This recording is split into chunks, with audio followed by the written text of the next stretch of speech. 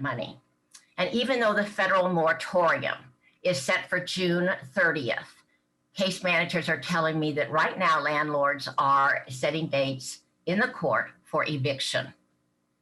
Rent deposits are very vital. This is something that we are the only organization within the community that gives rent deposits. Occasionally, a church or two will if they have extra money. Otherwise, they don't. They cannot. And so a person may have the money for rent, but they don't have the money for the rent deposit. Section 8 allows a landlord to put the security deposit up to almost $1,000. So we are met with maybe $350, $450, or $950 for the rent deposit. We have discovered that when we have an opportunity to negotiate or talk to the landlord and give that amount of money toward the deposit, they can work out some kind of system for monthly payments. All right, we work very well with the trustees, with the caseworkers, with Forrest at Shalom, which is under Beacon now, with Sandy at My Sister's Closet, with Kay at Macomb, with Linda Patton at Thriving Connections, Monica with Salvation Army. We have such a wonderful relationship back and forth. They send people to us, we send people to them. And so, and of course, a myriad of churches. We also help at the Rise and Middle Way. At the Rise, we give rent deposits and also furniture. So I just am very grateful that you have asked us to come and do our presentation and tell you about our project, and we're very excited about it. Thank you. Thank you, Joe. You are at time. Very perfect. Now, if you have cracked the code here, when you see Lacey's hand go up, that means you're at a minute. When you see her do that, that means you're at time. I'm watching her carefully. Okay, so, all right. We will make sure all right. You get a little signal. Thank you so much, Joe. We appreciate it. You. Any questions for Joe from the committee? Anyone have anything? Looks like my dog Hazelnut's trying to chime in upstairs. All right. Thank you, Joe. We appreciate it. Thank all of you very much. Bye. Next up, South Central Community Action Program with Erin Logson. Hi, guys. Thank you very much for having us today. I'm going to jump right in there. In Monroe County and the surrounding counties, our food banks have seen a 160% increase in clients.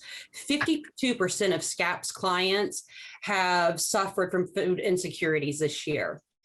The clients we serve, what they're struggling with is transportation, food insecurity, and lack of free time. I've been there. I was that mom working 4 jobs. I was that mom that went back to work when my kid was born that week. We need to do something that's more than just putting a Band-Aid on it. In talking with our clients, what we have found out from them is that they want to improve their diets. They want to improve their nutritional information, and they want to feel like they have more control over what their family is eating and how to be healthy. The feedback that we received, though, is that they need to be able to have access to that information while they're cooking, while they're actually preparing. Going to a workshop's great, but they need that information that they can refer back to. The other feedback we received from multiple clients was, I don't have the time. I don't have the time to go to a workshop. I don't have the time to take out of my day. If you guys could do something so that when I'm waiting on my kid at sports, when I'm waiting at an appointment, when I have free time that I can check in, I can watch and do something that way, that would be helpful to us. So what we came up with is, what can we actually do to help people? What can we do to help our clients? The number one thing that we're going to do is we're going to help them grow their own food with our container gardening, as well as provide them with fresh local produce. We're also providing proxy services for delivery for clients that don't have transportation. The number 2 thing we're going to do is, in addition to what the money would help us do, is we're going to provide shopping guides on where the best prices are every week. How sweet would it have been if somebody would have said, hey, this is where you need to go to get your produce. Chicken's on sale right now. Your staple goods, they're on sale 10 for 10 at Kroger's right now. The other things we're going to do is we're going to provide the nutritional videos. We're going to provide healthy cooking videos. We're going to provide the videos on what's on sale. and we're going to provide cooking 101 videos.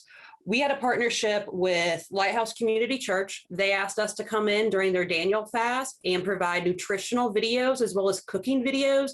And during that time, what we really found out was lack of knowledge. It's not just a poverty thing. A lot of people have no clue how to cook. How do you cook healthy food? Their Daniel fast was a plant-based whole food diet. So we went in and taught them how to cook it. We were able to use their equipment, and that's what we based our request off, is the equipment that they used. These videos are part of such a larger program to help alleviate the stress surrounding health and wellness that our clients are facing. Not only will we provide the videos, but we're also going to provide downloadable recipes, instructions, and the shopping list so they can take them with them. So that, I know I did not take up my 5 minutes, but that's essentially, that's what we're offering to our clients.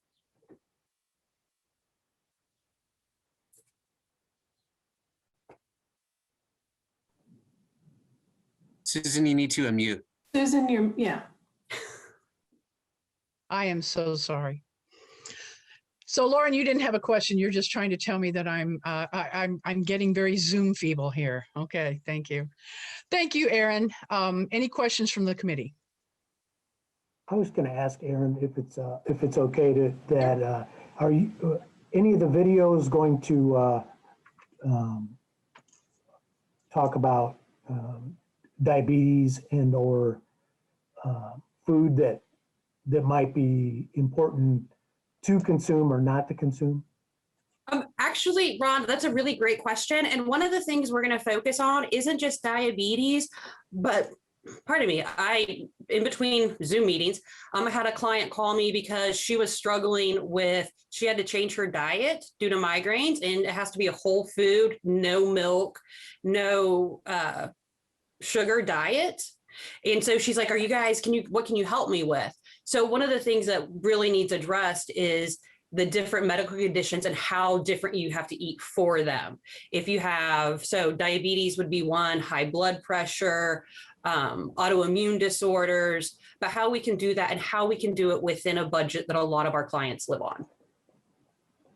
Yes, so that's something that it's on your radar, and I appreciate you responding to that, since diabetes is such a big issue in the world. So Yes, thank you. Thank you. Thanks again, Aaron. Thank you. All right, next up, we have the Refugee Support Network with Elizabeth Dunn. Oops.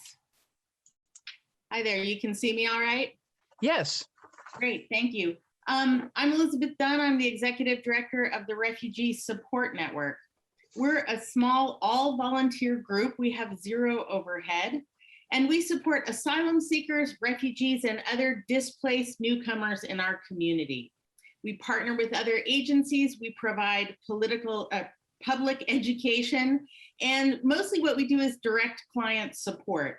We're trying to help our clients adjust to our community and quickly become self-sufficient. So right now we're supporting 29 client families from 12 different countries from the Middle East, Asia, and Latin America. Many of our clients are single parents with small children. And they come here because most of them because they're seeking asylum. They have been fleeing political conflict or wars. Many of our clients are Uyghurs who are afraid to return to China for fear of being thrown into labor camps. We have other people who are fleeing gang violence. So they're coming here because they're in danger of their lives. Many of them are former engineers, physicians, teachers, but they had to flee because they had no choice. And now they have to start over learning a new language, a new culture, getting recertified for jobs, and so on. So this initial period for them of readjustment is critical. In our experience, many of them are nervous and traumatized from violence in their home countries or during their trip to reach our country. And so in addition to everything else, they need emotional and social support. So our coordinators work one-on-one with each client, helping to understand their family situation, their work status, their ability to pay rent and make utilities and put food on the table. We find out where they are on a path towards citizenship or legal residence, and we help them overall adjust to life in Bloomington.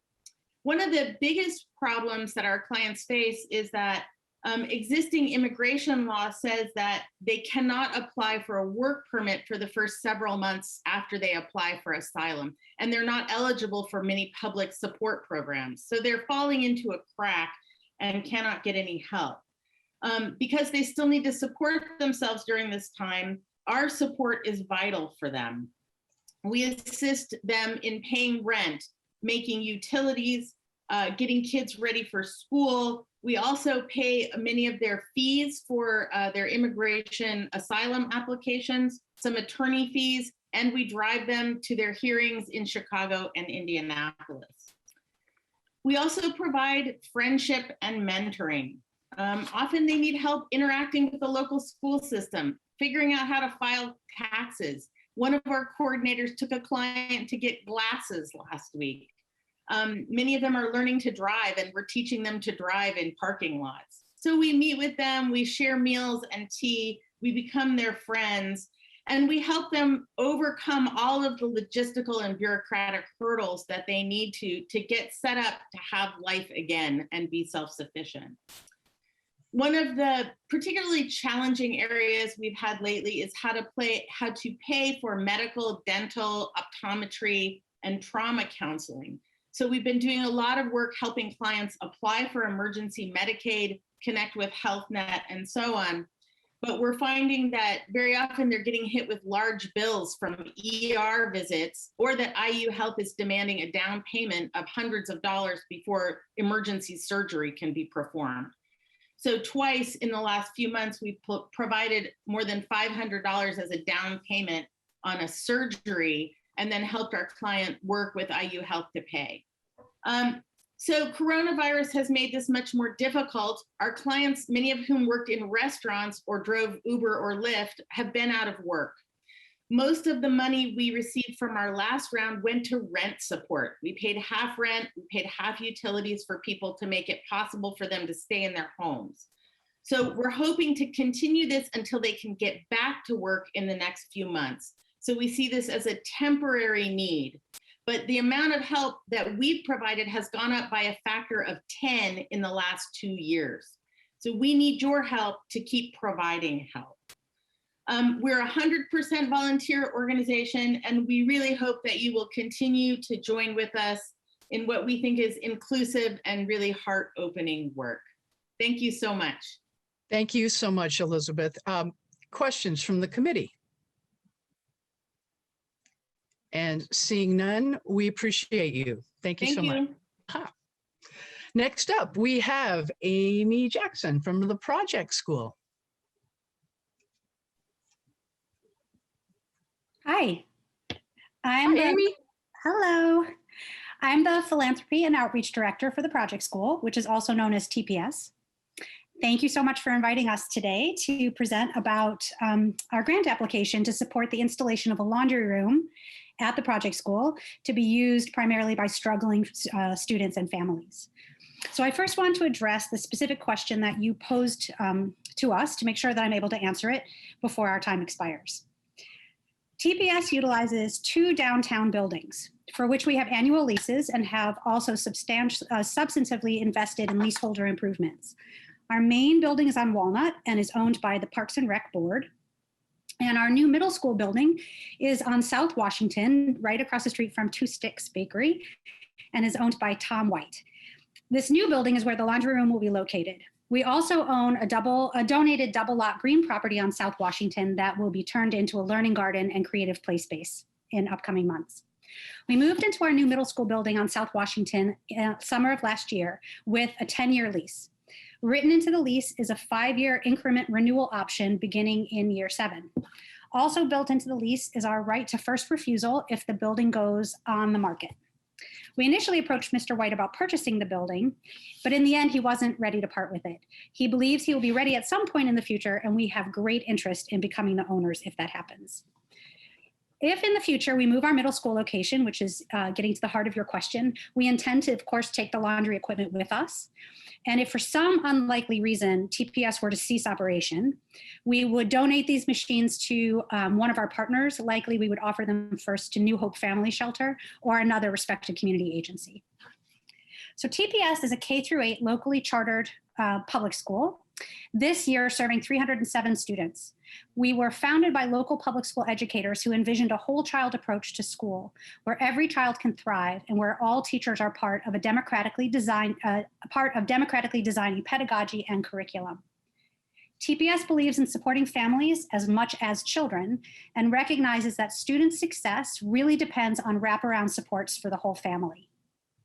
The three pillars of our overarching philosophy are educational equity, social justice, and environmental sustainability. And they are intentionally infused into all curricular, policy, and structural decisions. We partner with families and social service agencies to positively benefit the community. Our goal is to graduate students with the will, skill, capacity, and a sense of obligation to see themselves as contributors to the greater good for the rest of their lives. Our interdisciplinary project-based curriculum is designed around these fundamental ideas. Since opening our doors, we have regularly partnered with agencies, many of whom are on this Zoom right now, such as Beacon, Mother Hubbard's Cupboard, Middle Way, Habitat, New Hope, the Public Library, and IU to build capacity and create opportunities for our students to make a real world difference in the community. Our founders intentionally chose our downtown location so that we could be in the heart of the city to partner with these agencies, access and utilize resources, and contribute to the strength and vitality of the community. Our school enrollment is determined completely through a lottery system. Since opening our doors in 2009, we have consistently had a wait list at all grade levels. Since 2015, our wait list has reached 300 above capacity annual enrollment. We have a 95% retention rate of students and families, which makes lottery day a less than happy day for us because we have to say no a lot more than we can say yes. Our vision since our founding has been to serve as many marginalized students and families as possible.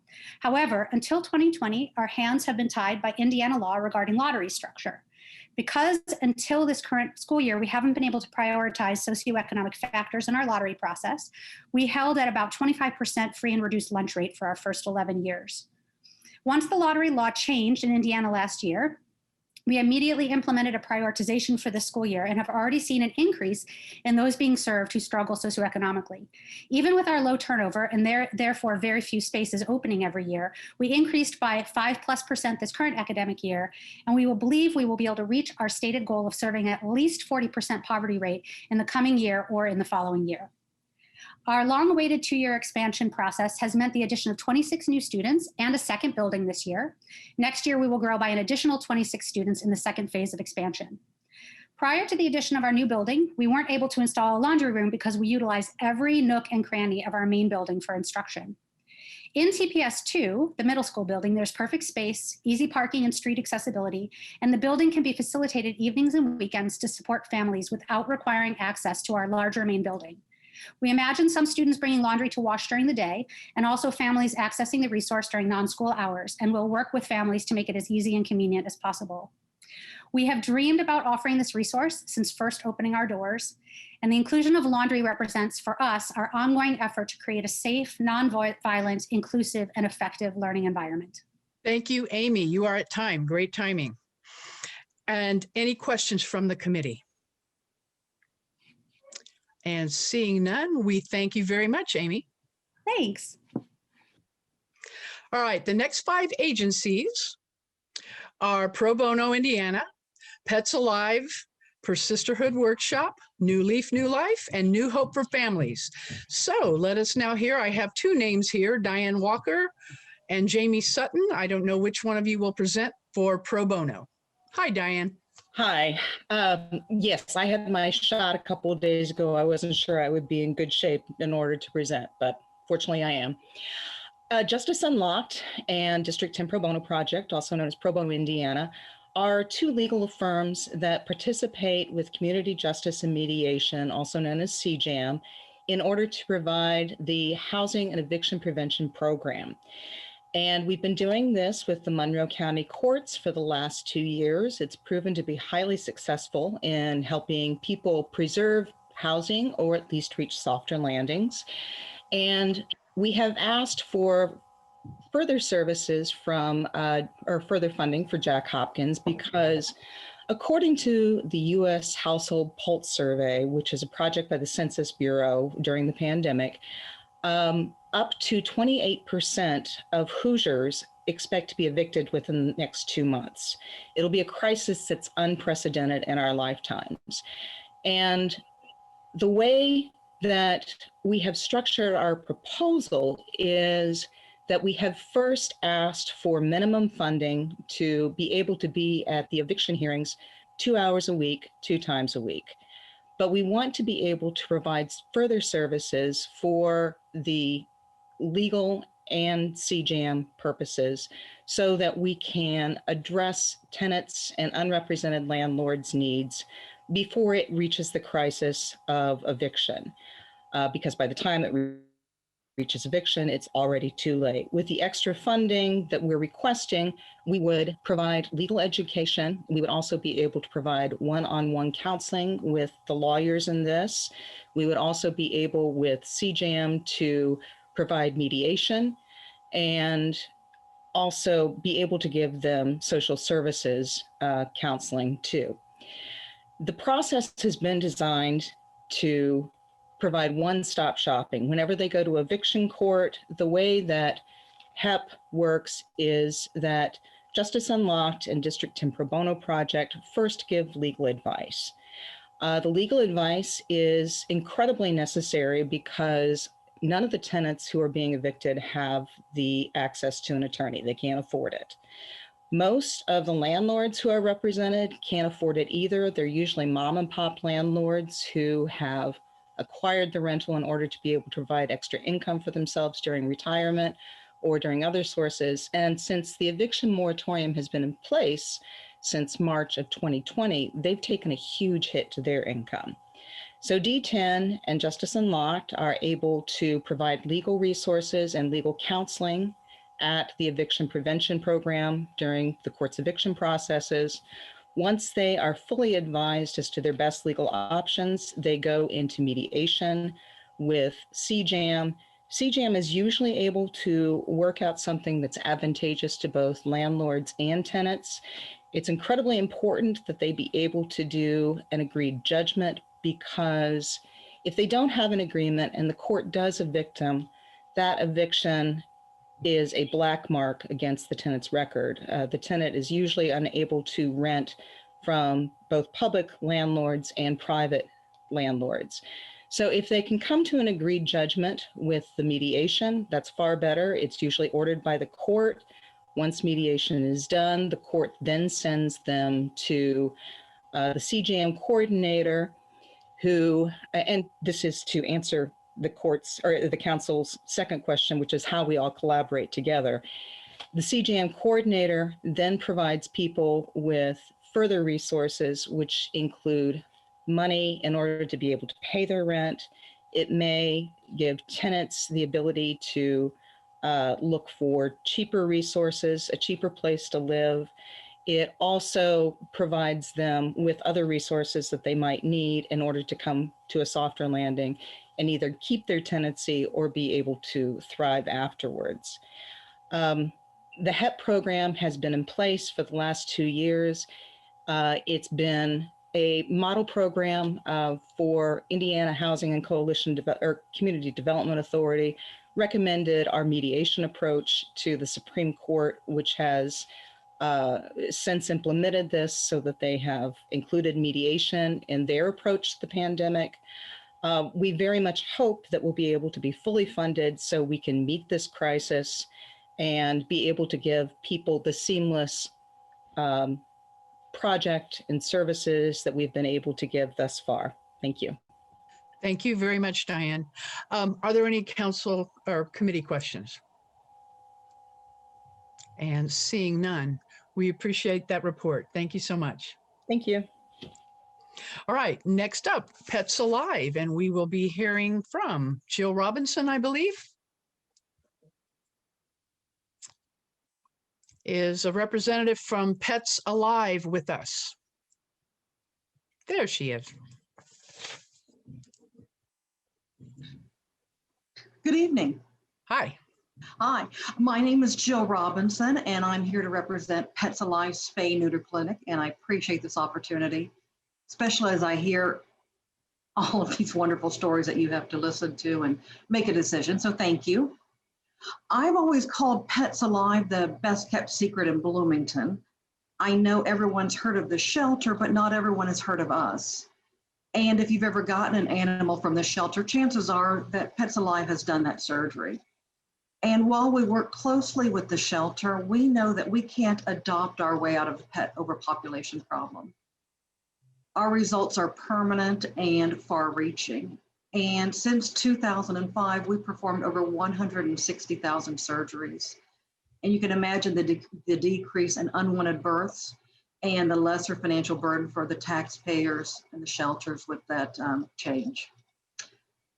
We also have a wellness clinic that's equally critical for the health and well-being of our pet community and their owners.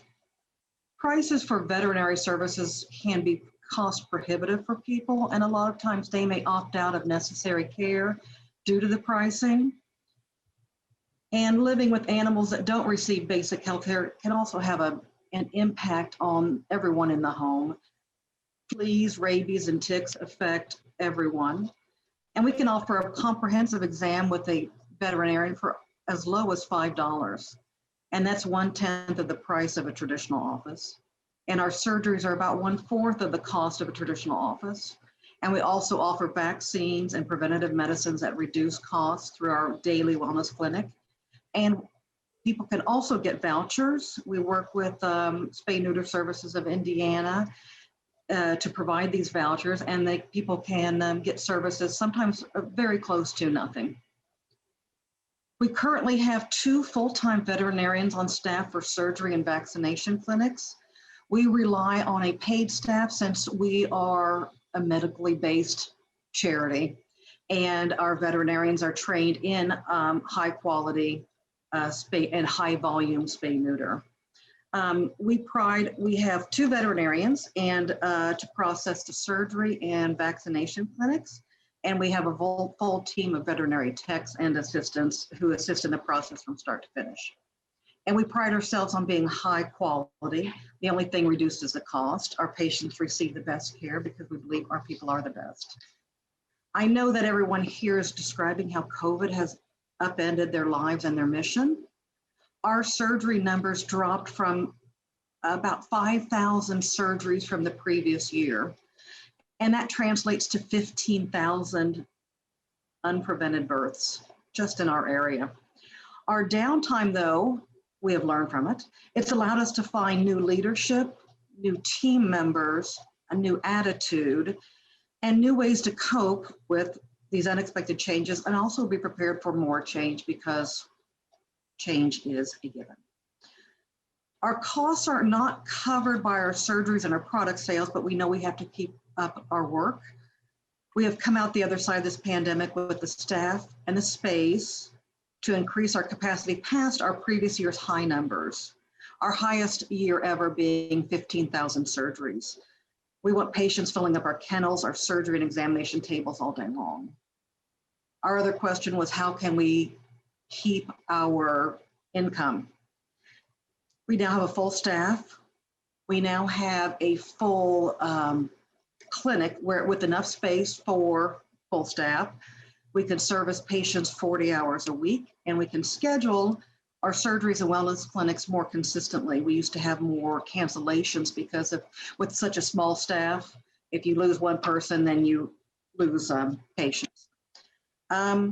We provide up to 100 surgeries a day, and our wellness clinics book out several weeks in advance. So we know that the need is there. We also have regular contact with our donors with newsletters, updates, appeals. We are beginning to utilize volunteers again. We will resume our transport program to bring more animals to us if people can't bring them to us. And we are also reorganizing our board of directors to focus more on fundraising and development. So we've taken this time completely retooled because we have the people and we have the space. We just need this bridge to get us to where we can be back up to full volume to serve this community. So we appreciate your listening. Thank you. Very good. Thank you, Jill. Any questions from the committee? And I'm not seeing any questions, so we thank you, Jill. Thank you very much. I appreciate your time. Mhm. Good night. Okay, thank you. Next, we will be hearing from Persisterhood Workshop with Deborah Meter.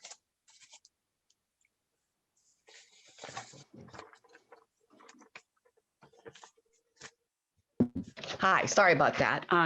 My name is Deborah Meter, and I'm representing to the Persisterhood Workshop tonight. We're a volunteer-driven educational charity. We're a 501c3. We offer free workshops to anyone who's interested in learning a new craft or teaching a craft. And what we do is then we make items and we turn around and sell them and give the proceeds of those sales to our chosen charitable cause. We're the designated philanthropic maker for the Bloomington Handmade Market craft shows. And these are important venues for us. There's a lot of foot traffic. We make a lot of money. It's a great opportunity for us to raise our visibility in the community. But more importantly, for our charitable cause. We require that they are there and doing community outreach during these markets. So we're asking for funds to purchase equipment. We need a tent and some displays. We need some professional equipment that includes a cutting machine, an embroidery machine. And at first, our volunteers bore the cost of this. They or donated materials, or they lent us equipment. And so we were able to donate 100% of our sales, which was really cool, but not sustainable. So in 2019, we began to deduct cost of operations. Production from the gross donation. And we're also we no longer have access to a tent or the professional equipment that we did once. So these are really expensive but necessary items for us to move forward. The market setup, a tent is required for an outdoor market. And while the professional equipment, you could say, is part of the production cost, it's really pricey and it's a bit too much to deduct from the donation, which averages around $3,000 to $5,000 for us. So we may have to do without. As far as how we choose our charities, we have a 5-member volunteer advisory board of professionals with backgrounds, including education, social services, and the insurance industry even. And they're responsible for soliciting requests for proposals and vetting the nonprofits. And they look at existing community programs and services and look for a good fit. And that would often include serving women and children because that is really important to us. And in some cases, agencies have reached out to us. What we require of every agency is that they have proof of the 501c3 exempt status, that they have a statement of specific objectives that they hope to accomplish with the funds that we raise for them, and that they agree to be present to do community outreach for their organization, and that they help us promote the fundraisers. Beginning this year, we're going to be doing a general community call out for requests for proposals in print and social media, and we're hoping that'll expand the field of candidates. And your other question was, as far as being local to Bloomington and benefiting a traditionally underserved population. The 2012 SCAN survey identifies 5 key human service areas to education, earnings, health and wellness, youth development, and essential needs. So our goal is to continue to support nonprofits who benefit the underserved in our community, those who have not always had access to resources and opportunities that many of us take for granted. A few examples of how we've touched on these key human service areas. We raise funds for Girls Inc. and Women Writing for Change so they could send kids to their summer camps. So we've got youth development and education there. New Leaf, New Life used our funds to help fill backpacks with feminine hygiene products and bus passes for newly released former inmates who are transitioning back to our community, so essential needs. Our 2021 charitable cause is the Dignity Project, a student-driven organization that provides hygiene products to local shelters. So again, we've got health and wellness and essential needs. So we're a small grassroots organization conceived locally and operating locally. And our goals are twofold. We want to offer space for folks to gather, learn, and create. But more importantly, from that, we want to make and produce work that we can sell and raise money for local programs that improve the quality of life for those they serve. We recognize that this in turn is going to improve the quality for all of us of life for all of us in Bloomington. Thank you. Thank you, Deborah. Questions? Anyone have them? No. I don't see any. You did a good job. Easy. Great. All Thank right, you. and nice segue into New Leaf, New Life. And I see Jordan is It is. already on screen. Love those people. Hi, Deborah. Hi. Hi, everyone. And again, for everybody else in the room, when you're called on, you may unmute and share your screen, and off you go, Jordan. All right. So my name's Jordan. I'm here representing New Leaf, New Life. At New Leaf, New Life, we support individuals who are currently incarcerated or have been recently released from incarceration with their reentry back into our community. So we assist individuals who are currently incarcerated with a variety of things, including obtaining and submitting treatment applications if folks need that, making reentry plans, which includes planning for employment and housing, all the way down to other simple requests, such as helping them find out their next court date, or assisting them with getting a pair of prescription glasses or reading glasses, and other case management services. For individuals recently released from incarceration, we assist with navigating the various social services that our community has to offer. So we help folks with obtaining SNAP and HIP benefits, the free government cell phones. We've helped tons of folks apply for their stimulus checks, and also just figure out the basic necessities. So where to find food and shelter if, you know, they're released and they're currently experiencing homelessness, things like that. Moving on from that, we also support individuals with obtaining stable housing and employment through our reentry mentoring program.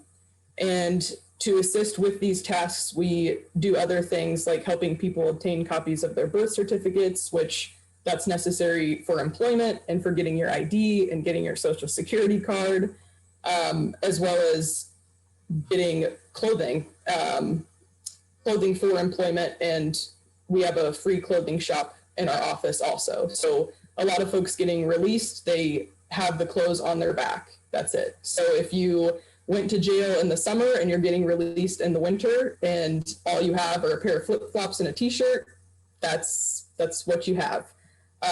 So we really try and help folks. We meet them where they are and help them with what they need in the moment. So if awarded, our Jack Hopkins project will support the continuation of all of these services. It'll support one of our full-time case managers and 2 of our part-time case managers. And then the funding will also help us secure the clothing and footwear that's required. So if someone gets like a food service job and they have to have non-slip shoes to be able to start, for example, we help folks get those. Or if someone gets a job where they have to have steel-toed boots, those can range anywhere from like $100 to $150. And unless you have those, you can't start working. So it will help with that. It'll also help us with securing money orders, because to apply and obtain a birth certificate, you have to have a money order sent along with that.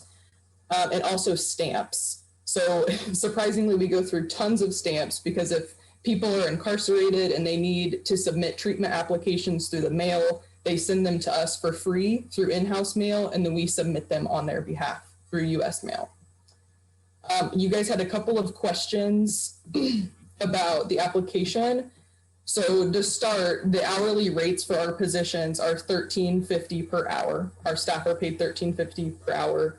All of our services that we provide are completely free to the clients. And with the spreadsheet that I sent along, so the Jack Hopkins grant period ranges from mid-June through early December. So the expenses that are listed in the total expense column, those are the expenses spanning that entire grant period, so about 6 months. And then there's a column to the left of it that is titled the requested quantity, and that outlines the time frame that we would actually use those funds. So we go through a lot of grants because we don't charge our clients any fees for our services. So I'm frequently managing a lot of grants. And I know Jack Hopkins before has emailed me and said, hey, like you haven't submitted a reimbursement request yet. So I wanted to note in there that right now we're covered by other grants to a certain period, but the Jack Hopkins funds would kick in not like right away, essentially. So if you look at that budget spreadsheet, there's like a requested quantity time frame, and that's the time that those funds would kick in. If that makes sense. All right, does that conclude your questions?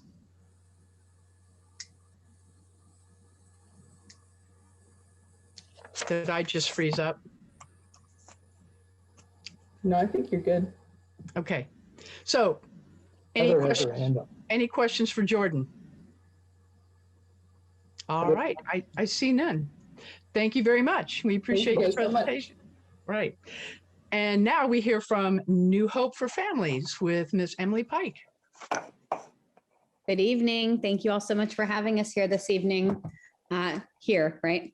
My name is Emily Pike, and I am the Executive Director of New Hope for Families.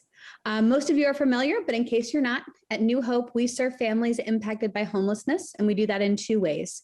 The first is we offer shelter to those families, regardless of their makeup, provided they have children. That means that we will serve a single mom, a single dad, a married couple, an unmarried couple, a same-sex couple, a custodial grandparent, a transgender parent, just about any kind of family you can think of, as long as they have custody of at least one child who is under the age of 18 or still enrolled in full-time secondary school, which mostly just means we're not going to kick you out because your high school senior turned 18. That's what we do at New Hope, and we also offer high-quality care and education to those families and to the community at large. We do that because we recognize that childcare is a leading cause of family homelessness, and it's a leading impediment to families becoming stable once they have become homeless. So it's something that we think is very, very important. The reason family shelter is important sometimes escapes folks, but here in our community, when we think about homelessness, we oftentimes think about single adults. It's unusual for us to really think about families, and that might cause us to think that not too many families are impacted. But the truth is, nearly 40% of people impacted by homelessness in our community, here in Bloomington, here in Monroe County, are families with children. The majority of those kids are under 6 years old. And those families have very few resources in terms of shelter. So that's something that we at New Hope are focused on, and making sure that we're doing what we can to meet those needs. It's also part of the reason the early childhood bit is so important, right? Because we serve families and we recognize that those kids need our care and support, but those parents also need our care and support so they can get back to work. So sometimes I talk about that, like, the mission of the nest is to give parents some support so they can get back to work or get back to doing whatever it is that they need to do to get their families back on track. But the super secret real mission of the nest is to give kids a good start so that they're not back here in 20 years with their kids, to help them be kindergarten ready from day one. A lot of times we don't think about it, but you are more likely to be homeless in the United States in the first year of your life than at any other time. So we think those are people who really need our support. I'm going to tell you a little bit about this year, because this year has been a wild ride for all of us, of course. But at New Hope, we have sheltered almost twice as many families as we normally would. And that has been really surprising. A few years ago, with a partnership with lots of different folks in this community, we decided to commit to a pretty bold vision, which is that we did not want to see any family sleep outside, live in their car, or separate in order to receive vital services. And so through a partnership with the city and with the United Way and with the Community Foundation and many other funders, we have been able to do that in our community, which means that, to our knowledge, there are no families with children sleeping outdoors. Now this year, that could have been really in jeopardy, but this community really rose to the occasion. We're so proud of that, and we're so proud to have been able to serve in that way. We are still seeing very high demand at New Hope, and hopefully we'll see that diminish as people are able to get back to work a little bit more. Our ask of you guys tonight has to do with our new project, which is our relocation. So with the city's purchase of the property that was formerly an IU Health property on which we are located comes our relocation. So we are expanding and relocating to 1140 South Morton. We're very excited about it. That comes with a 70% expansion in shelter capacity and a 200% expansion in early childhood capacity.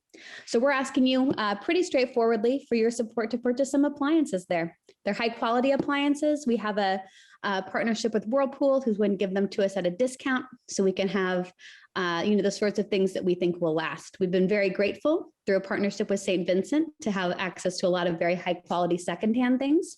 But we also recognize the value of having some things that will be there in the long run and be able to last for quite some time. Very good. Thank you so much. Any further questions for Emily? I see none. Thank you so much.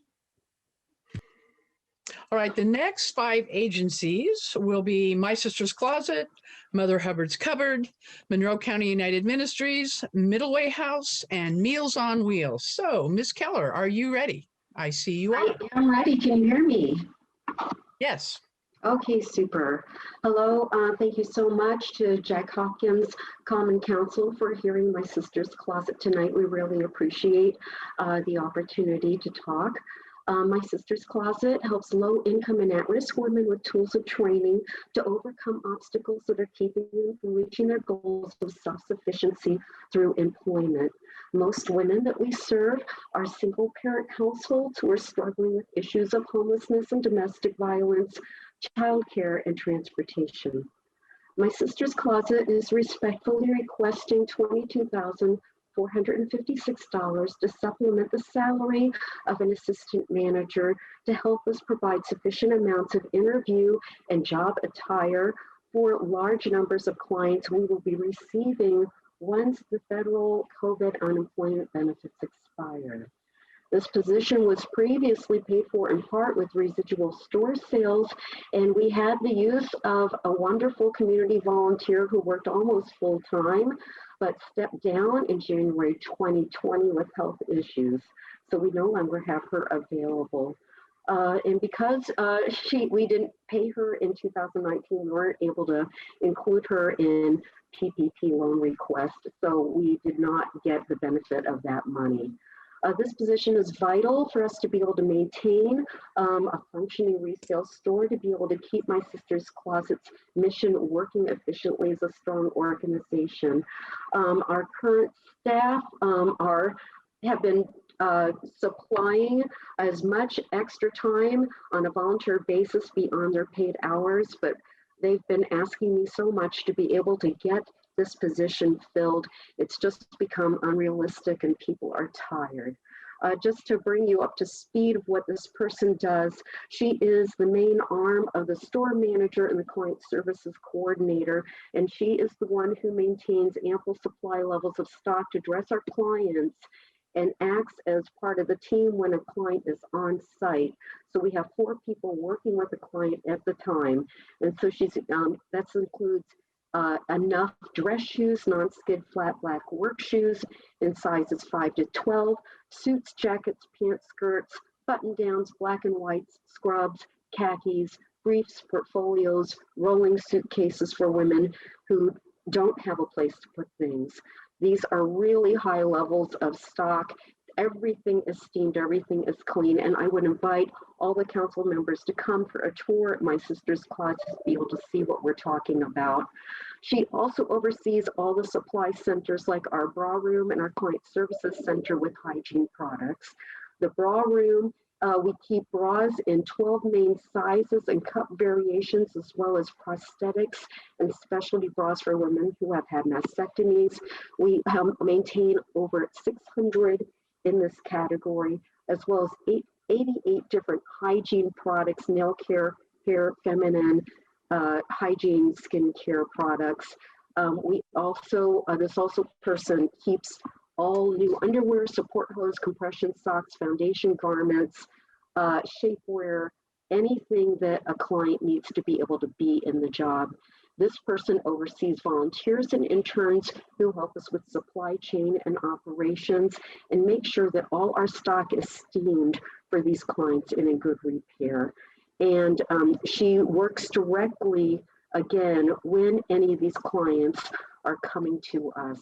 So preparing for all these women who we are being told by different agencies are going to be coming to us, we are going to need this person to be able to do this job really well.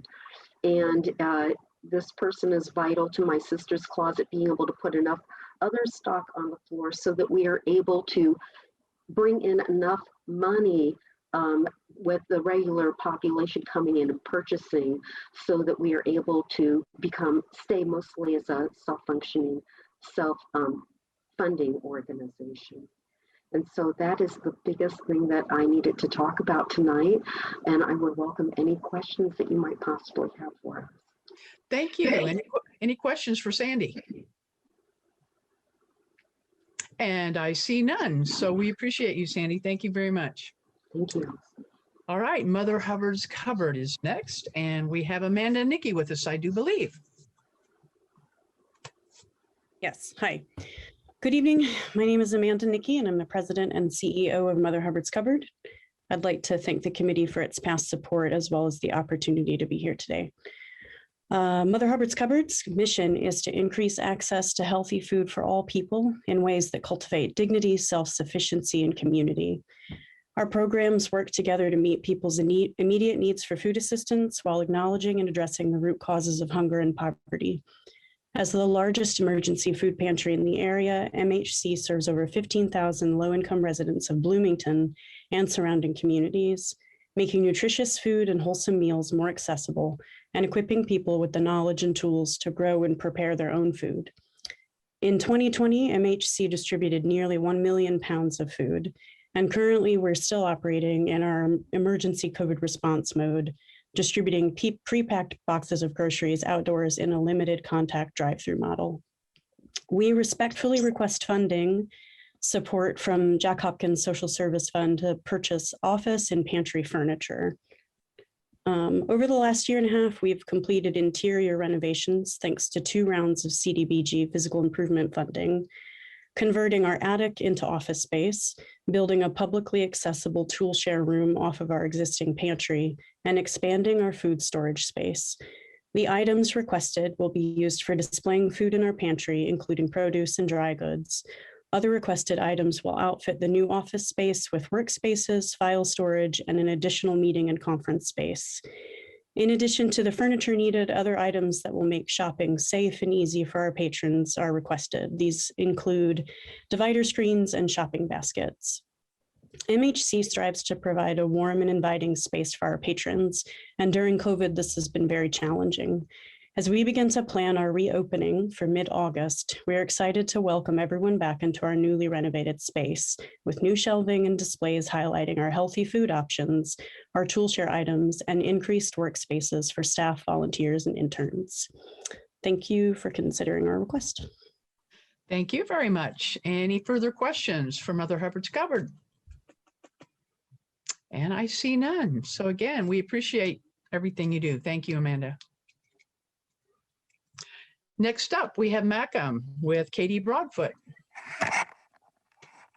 Hello, I'm Katie Broadfoot. I am the Executive Director of Monroe County United Ministries, Macomb. And as you mostly all probably know already, Macomb seeks to eliminate generational poverty for the people that we serve. And we do this through 2 main programs. We have our Self-Sufficiency Center, which focuses on basic needs, and then it also focuses on improving the economic mobility of families through coaching. And then we have our Compass Early Learning Center, which provides high quality, affordable childcare on a sliding fee scale, primarily to low-income families. So you all had one question, and it was regarding the number of city residents that this project would serve compared to the number of clients that it would serve. And this goes along with, due to the pandemic, we have luckily been able to reach a lot more people who are in need of Macomb services. Granted, it's also very unfortunate that people need Macomb services. However, that got us to thinking, are there people who we could help who either don't know about us or perhaps don't feel comfortable or confident in finding our location? We're sort of tucked away. It's not a place you would necessarily pass by unless you were specifically looking for it. So this project primarily seeks to increase our visibility through some cosmetic improvements, marketing through better signage, and also really just trying to make our external and internal environments more inclusive and culturally diverse so that we are inviting, accepting, and empathetic of all cultures, all people, all walks of life at Macomb. So the reason on the application that you will see more city residents served than current clients is because we hope that this will help us reach more people who we are currently not serving right now. So that involves all of the neighborhood kids, all of the neighborhood housing that's in that neighborhood. It involves connections through partner organizations and the faith community that we work with. It involves improved visibility for the passersby of Tri-North Middle School and Mills Pool, which are right next door, and also our volunteers and word of mouth, and then also our current clients as well. So that hopefully clears that up a little bit. That was the only question, but if anyone has additional questions for me hearing that, I would be happy to answer them for you. Thank you. Any questions for Katie? And we see no additional ones. So once again, thank you very much. Thank you. And next up, we have Millway House. I believe Sam is with us. I am. Hi. So thanks everybody for having us tonight. My name's Sam Udek. I'm the grants manager at Millway House, and I think most people are relatively familiar with what we do, but in case you aren't, we are first and foremost a 24/7 crisis shelter for survivors of domestic violence, sexual assault, and human trafficking. In addition to that, we offer an accredited childcare, legal support services, crisis intervention. We do on-site advocacy for folks who are in immediate crisis after instances of sexual assaults, whether it's seeing at the hospital or helping them interact with law enforcement. We also operate the Rise, which is a 28 three-bedroom unit transitional housing facility that also houses our youth empowerment services program, which is functionally an after-school program, but there's also summer mentoring, tutoring, that sort of thing. Millway is also celebrating its 50th year in service. And the Rise just celebrated its 20th year 2 years ago. And all of this is to say the buildings,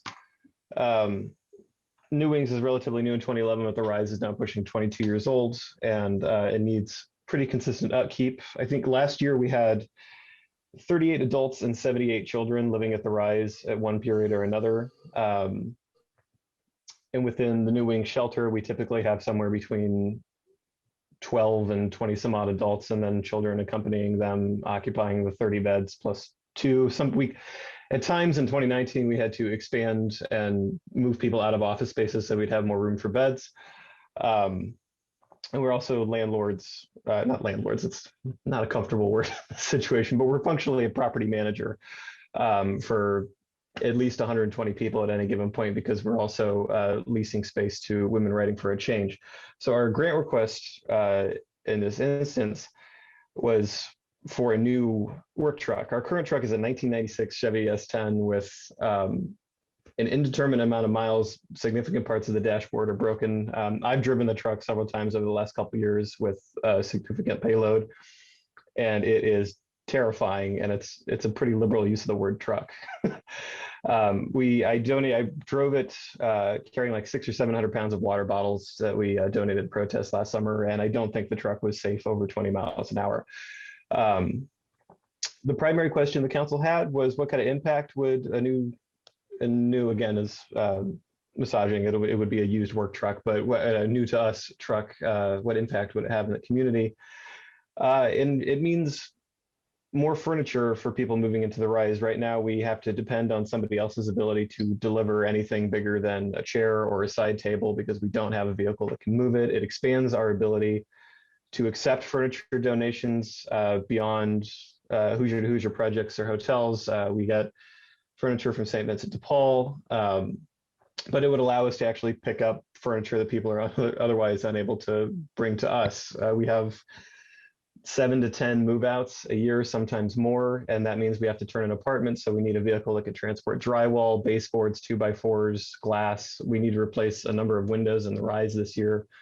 We just replaced the roof, but there's more repairs adjacent to the roof that need to be done. And the current truck can't transport material. So the cost of those repairs are exacerbated by delivery costs. We don't have a loading dock. And so it makes delivery of those materials for those repairs more difficult. And in addition to hardware, we provide meals in the New Wing shelter, and we maintain a food pantry for residents of the rise. But we're limited at the moment with what we can order and pick up from food pantries or what we can purchase from Sam's Club or other bulk retailers, because we just don't have a vehicle to transport a particularly large order. And oftentimes employees have to use their own cars to go get it because the S10 won't start, or whatever we're picking up is, not gonna, it will overload the truck.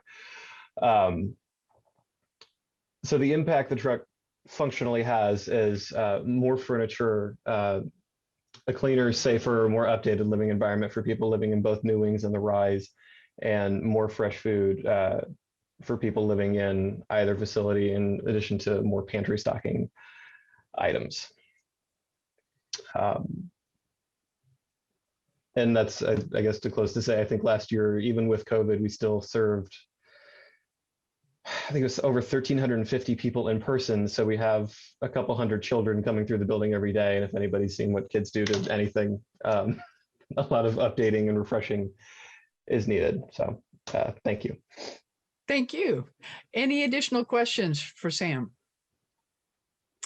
And I see none from the committee. So again, we appreciate that. Thanks, Sam. Okay. Thank you. And next up, we're going to hear from Carrie McKaylee and Meals on Wheels.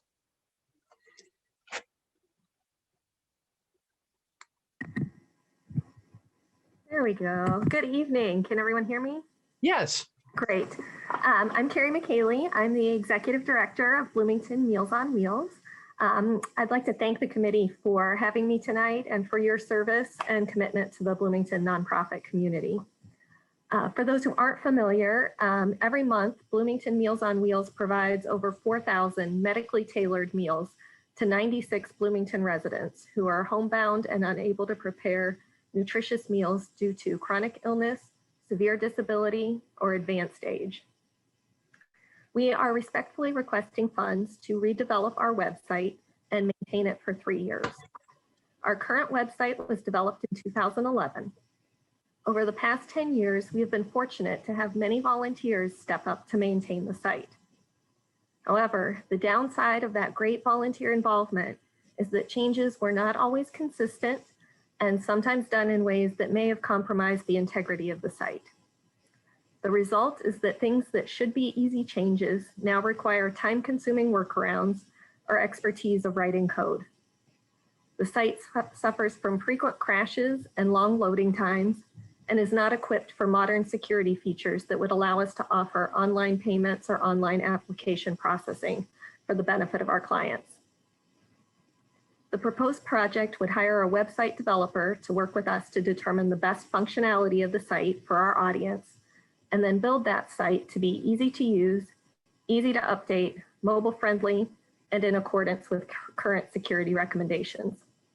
The developer would then maintain and update the site as needed for 3 years. This is a one-time expense. Going forward, Bloomington Meals on Wheels will conduct a biennial technology audit to evaluate our needs and to allow us to budget for upcoming maintenance or replacements. The new site will provide improved access to Meals on Wheels for current and potential clients, as well as volunteers, families, referral sources, and donors. It will allow us to serve better serve clients by offering an online payment option and an online application for services. The online application can streamline the intake process for clients and their families. However, we will continue to offer our regular application by phone as well. If the grant is approved, we anticipate the new website to be complete and running by October. We anticipate that by the end of 2021, 25% of our client applications will be online, and 25% of our client payments will be online, along with 75% of volunteer applications done online. We expect those numbers to rise in 2022 as awareness of the online options increase. This investment in our website will allow us to work and communicate more effectively, further leveraging the support of over 250 monthly volunteers. Bloomington Meals on Wheels is already a tremendous value at only $3.50 per meal. According to Meals on Wheels of America, in 2020, the average cost to provide one home delivered meal in the state of Indiana was $11.82. So I want to thank you for your time and your consideration, and I am happy to answer any questions you may have. Very good, thanks. Any questions for Carrie? And I do not see any, so we thank you very much. Thank you. All right, next 5 agencies are Life Designs, Indiana Recovery Alliance, Hotels for Hope, Hoosier Hills Food Bank, and HealthNet Incorporated. And after that, I'd like to check in with the committee to see if you might want to stand up and take a little 5 stretch break. But let's hear from the next 5 agencies. And Kristen King, I believe, is with us for Life Designs. Hi, everybody. My name is Kristen King. I'm the Director of Community Relations at Life Designs. We're a nonprofit that provides services to individuals with disabilities.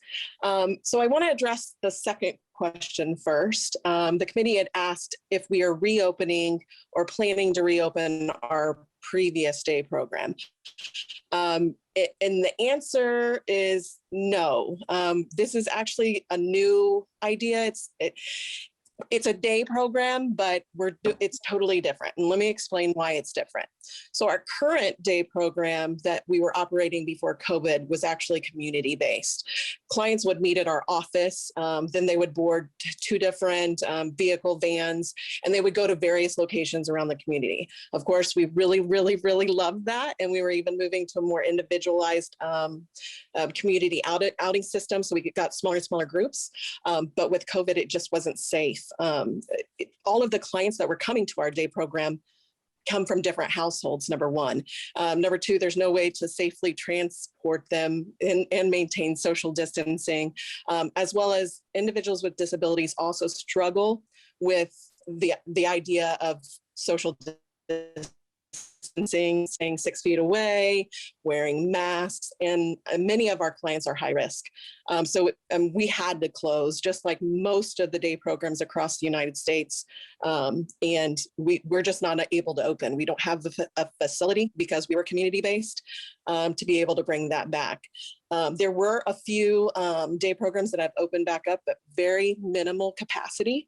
And most of those places are starting with their clients. So we have clients in our group homes that haven't left the house except for to go on rides or drives or to go to the doctor. So you can imagine if now for over a year, when you were used to going out into the community, going to a day program, seeing your friends, seeing your family, spending time with loved ones, and not being able to do that for a year, why it's so important for us now to bring this day program back, specifically to start with our group home clients, to get them out of the house and to help them work on the life skills necessary in their independence.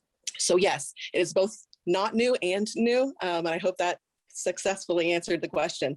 And then you guys asked me to break down the recruitment and training costs, but I think I need to explain to you why recruitment is so big for us. So the individuals that work with our clients are called direct support professionals, and there is a national shortage. There was a national shortage before the pandemic. And as you can imagine, it's even worse now. We have over 50 open positions. Many of our current employees are working 80 hours a week to ensure that our clients are getting the proper care and help and support that they need to live as independently as possible. So recruitment is huge for us. We do spend a decent amount of that. Some of the recruitment cost comes from our Indeed account, text to apply, Facebook marketing boosts, and other social media boosts that we pay for. Radio ads. I know you guys can hear us on B97 all the time and Hoosier 105. Newspaper, printouts. We put up flyers. We've done billboards.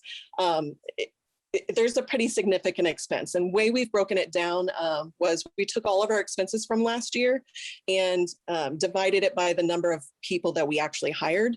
And so we came up with a number of $375 is about what we spend per hired staff on recruitment.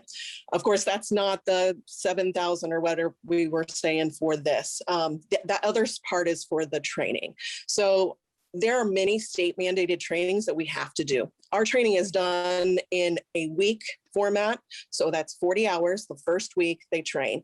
They have 5 different trainers from our office that range anybody from a director level of doing safety care training to HR, to CPR, all of those people that we need to pay for their time during training, as well as we're asking for help to pay for 3 positions. So to train 3 positions, it ends up being about $7,221 for all 3. So as you can imagine, it's really important for us to bring back a day program, and specifically a different day program, a facility-based day program, so that our group home clients can leave the house and work on the things that they need to work on to be independent and get that the sunshine, the community. We want our day program, the facility to be in the community, walkable to places. And then we hope to grow this day program and maybe offer more individualized outings into the community as we grow. And of course, the reason we need help with the pilot is because after we get started, we're able to get Medicaid reimbursement. But until then, we have no funds to be able to bring this back in, and it's super important. Great. Thank you, Kristen. Do we have any additional questions for Life Designs? Okay, very good. Thank you. All right, next up, Indiana Recovery Alliance, Christopher Abert. Hey, everybody. Christopher Abert. I'm the director of Indiana Recovery Alliance. Can you hear me okay? Yes. Great. So thank you for having us, for your past support, and for your service to the community, first and foremost. As you know, we're respectfully requesting funding for half the salary of a new position, development director. The other half will be funded by a private donor who's pledged to match funds up to $20,000. So the position will be self-sustaining starting in year 2 and then in perpetuity after that. The IRA is really committed to financial stability to ensure that we can meet the needs of our participants and our community for years to come. And we are at that point where just having 2 employees is not going to work anymore. We need a lot of help bringing in stable financial resources. I'm going to go straight to the questions, and hopefully at the end, I'll tell you a little bit about the IRA. But you had a few questions for us. One was, what goals and metrics would the development director use in the first year to become self-sustaining? So the goals that we have set are to grow and lead a volunteer-based development team, to identify and build relationships with funders, to continue to grow the IRA's recurring donor base, to facilitate introductions and relationships with funders, to prepare effective written and online fundraising appeals and campaigns to result in sustained and upgraded giving, utilize social media, capture funds, and engage in potential and future donors. Oh, my alarm is going off already, sorry. That wasn't my 5 minutes. And advance donor relationships. So in-person visits, hosting small donor gatherings, and organizing visits with staff and spokespeople. So those are their goals. And then the way we're going to measure that, a few of the metrics that we have, and that's not everything that they're going to be doing, but specific to your question. The metrics would be that they're going to prepare an annual development budget and monthly fundraising reports to make sure that they are on track. They're going to implement a customer relationship management platform. The most popular is Salesforce. We will decide eventually which one we're going to go for, but something similar to Salesforce to plan, implement, and evaluate our program. And then set and track goals for an individual pipeline building strategy that includes a calendar of new targeted events that engage our top tier donors across the state. It will also recruit hosts and committees and work with volunteers to appropriately scale the events for those folks. That's very detailed. I hope that answers your question about our goals and metrics. The next question was, how will your agency be able to proceed with partial funding if matching funds fall through? So I talked with the funder, and they've guaranteed me those funds are just sitting and waiting They are not going to fall through. If for some reason Jack Hopkins does not give us the full amount that we've requested, we can scale back the position and the milestones that we've set. And we can also do online and in-person fundraising to try to make up the remainder. And then who does the IRA collaborate with? So this list is kind of long, but I'll blast through it. Amethyst House, Beacon, particularly Shalom and Crawford, Monroe County Department of Health, Centerstone through their court grant and soon to open Kinzer Flats, Bloomington Homeless Coalition, Harm Reduction Works, Hotels for the Homeless, Positive Link, Limestone Medics, CASA, New Leaf New Life. And at the state level, we have a relationship with Governor Holcomb's office, the State Opioid Treatment Authority, Zero is Possible, HIV and Hepatitis C Elimination Plan. We played a big role in that. Overdose Lifeline, the Opioid Rapid Response System, and Indiana University's ECHO programs concerning hepatitis C, overdose, and incarcerated folks.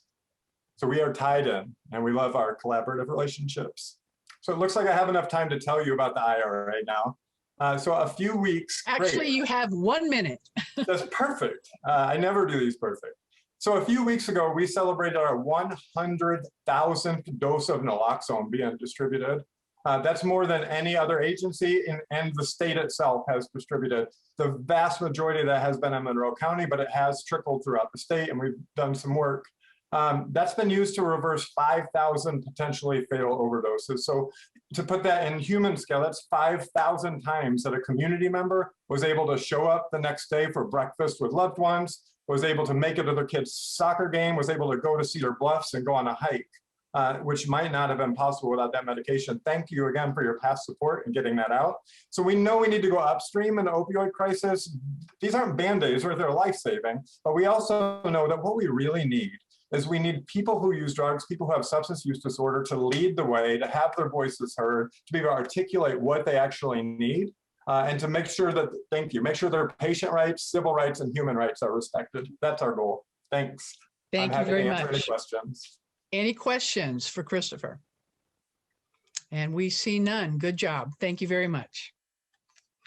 And next up, Hotels for Hope with Lindsay Dominguez. Is Hotels for Hope in the room?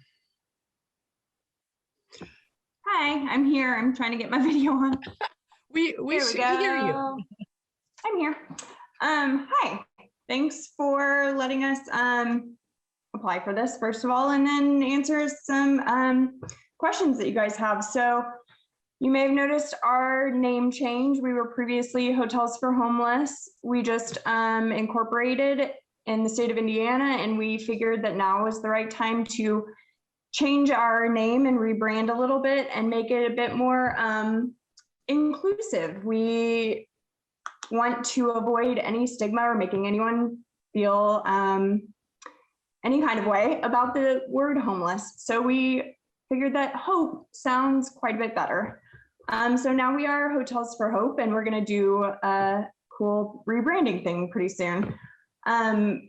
But basically, if you don't know what we're about, we provide temporary transitional housing in hotels for anyone experiencing homelessness, houselessness.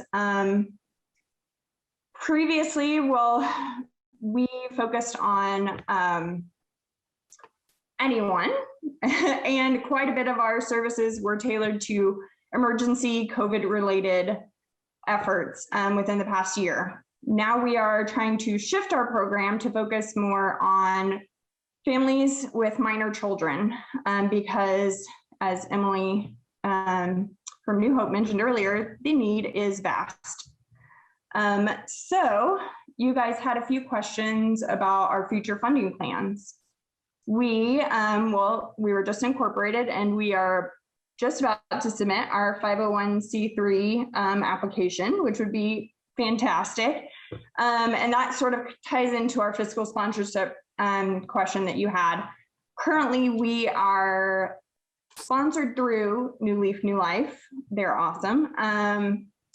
And we hold a contract with them. They assume all financial and legal responsibility in accordance with their nonprofit status. So essentially we can use their number, and we are a program of theirs until ours is approved.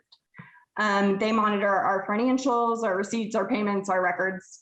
They do all of that for us, which has been amazing. Their bookkeepers are awesome. That contract will expire upon receipt of our nonprofit status. So then we would be completely on our own. So tying that back into the future funding, we do a lot of crowdfunding online. I'm sure you've seen us blow up Facebook. We just started a really cool project with El Mercado, the market. So we table with them, we take donations, sell goods and services. We have some cool partnerships with IU fraternities and sororities and some other groups on campus. We have a really awesome fundraiser that we did in the winter that we're going to bring back in the spring. It's called Walk a Mile in Their Shoes, and it's centered around children getting involved. So you can sponsor a child, they walk a mile, and then donate to us. So it's really awesome, and the kids loved it. We got some of the cutest pictures. It was pretty wonderful. So we're hopeful that this season it's going to be even bigger. We can do a public, huge, cool walk through the park or something. We are setting up monthly recurring gifts. PayPal actually has a program that you can do that, so we're looking into that. Corporate sponsorships and giving programs. We have a couple. Anthem is on board. We've been added to their, it's like a volunteer program. So when you volunteer through them, then you can donate to your choice of nonprofit.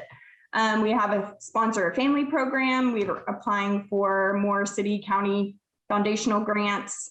We do dine and donates. We've got some cool partnerships with faith-based organizations and businesses around town. We're hoping to have a really cool concert event this summer. And then we're setting up a newsletter and a website. And we have one really amazing volunteer who is dedicating all of her time to fundraising. So it should be pretty cool, especially once we get our nonprofit status. Hopefully that answers the questions that you guys have. All right, very good. Are there any additional questions for Lindsay? And I do not see any. So again, thank you very much. Appreciate all your work. Well, thank you guys. Yeah. Up next, Julio Alonso, Hoosier Hills Food Bank. Hi, sir. Hello there. Can you hear me? Yes, we can. All right. Never sure with Zoom. I'm not an aficionado at it, but I'll do my best. Well, thank you. I appreciate the opportunity to present this evening on behalf of Hoosier Hills Food Bank. I'll try to be brief because I think our request is fairly straightforward, but I know the choices that you have to make are not, with so many worthy programs in front of you. So appreciate your time.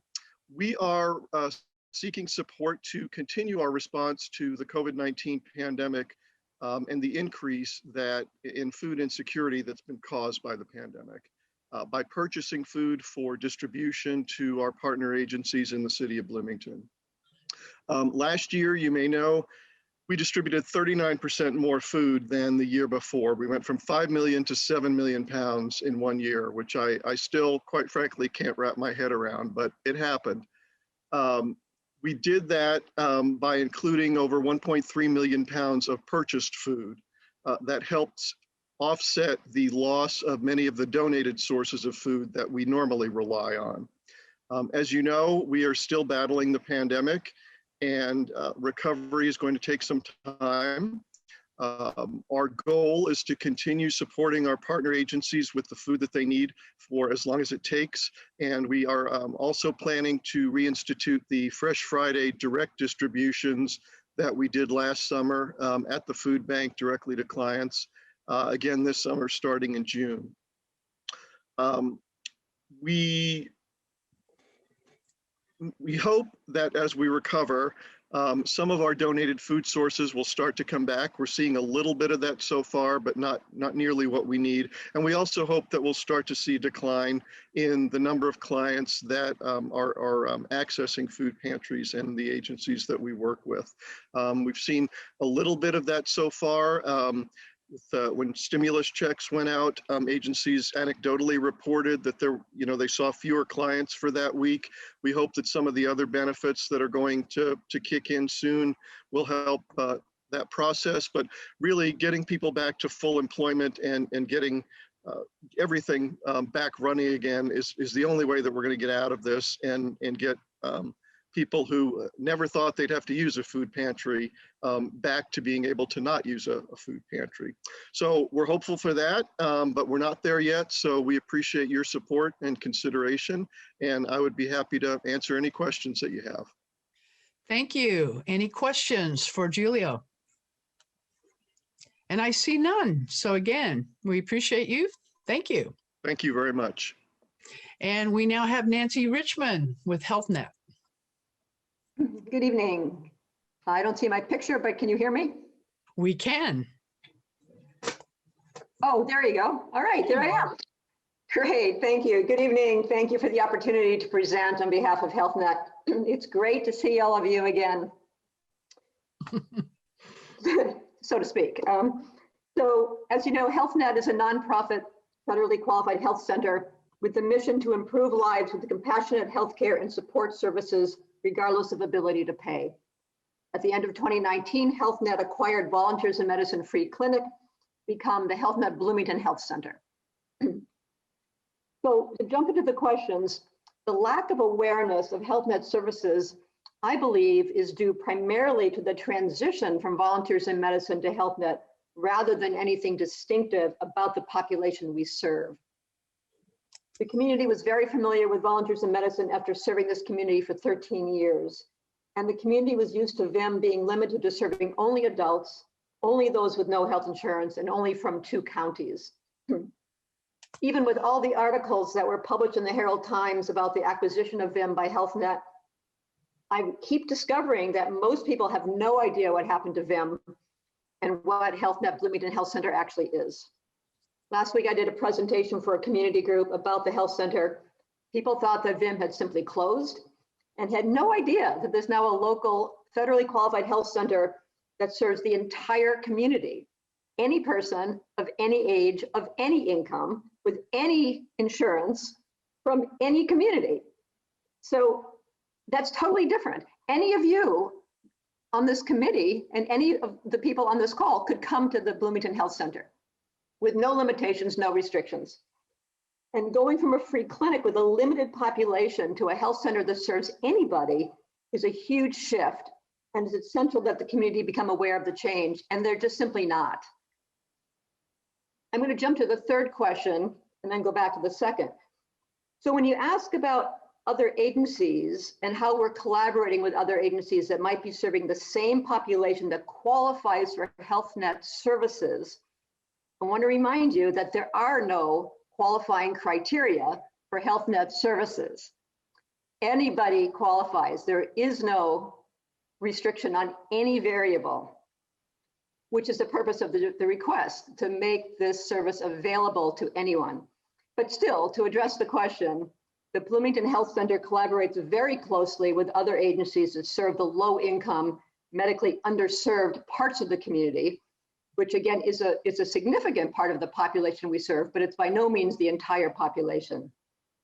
So for example, we've made one provider schedule open for same-day walk-in appointments every morning from 8 to 10 a.m. for people experiencing homelessness. Every week, our staff call case managers at Crawford Apartments, Shalom, Wheeler, and Middleway House to see if anyone needs an appointment during that time. We continually promote our services to the United Way partner agencies, so the social service agencies hopefully know and have our brochures available.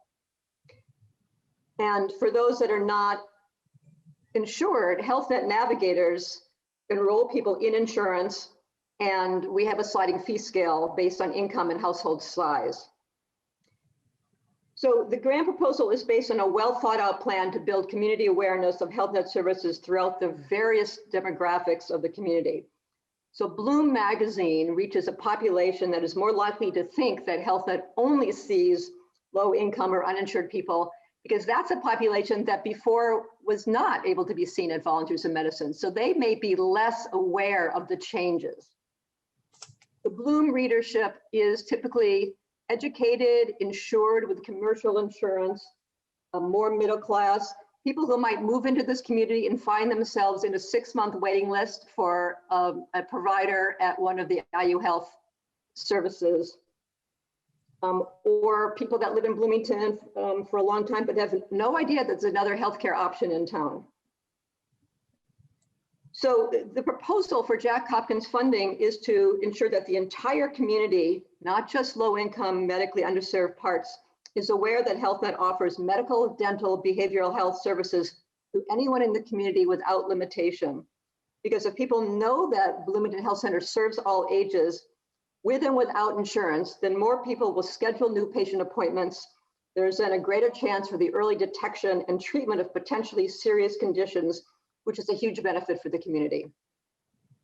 And finally, HealthNet provides after-hours phone triage, which also reduces the need for late-night emergency room visits, but only if people are aware.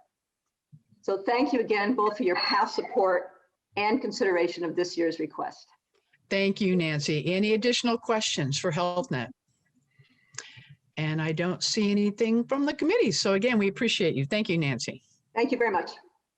Now, I had thought that this meeting might go on a little longer than it is, so I had scheduled a break in here for the committee to just stand up and stretch a little bit or take a break. Now, we have only about 12 more agencies to go, so I'm going to leave it up to the committee. Do you want to stand up and take a stretch break or keep going? It's up to you. Let's keep going. Keep going. All right. Yeah. Go team. I'm just All getting right. warmed up. All right, next up, we will have Habitat for Humanity, Courage to Change, Sober Living, Community Kitchen of Monroe County, Community Justice and Mediation Center, and the City Church for All Nations Outreach. So let's hear from Nathan Ferreira, Habitat for Humanity. Thank you so much for having us. Good evening. Nathan Ferreira, I'm the Director of Land Development Production for Habitat. Tonight I'm sporting my Jimmy Carter Work Project hard hat, because who doesn't love Jimmy Carter? So I will jump right in. Our project is quite simple, so I don't think this will take too long. Habitat for Humanity of Monroe County's mission is to eliminate poverty housing by building decent, affordable homes in partnership with qualifying families. Through volunteer labor and tax-deductible donations of money and materials, our houses are sold to future homeowners at no profit and are financed with affordable loans. We've requested $9,473 to purchase a professional mower, a chipper, and a chainsaw.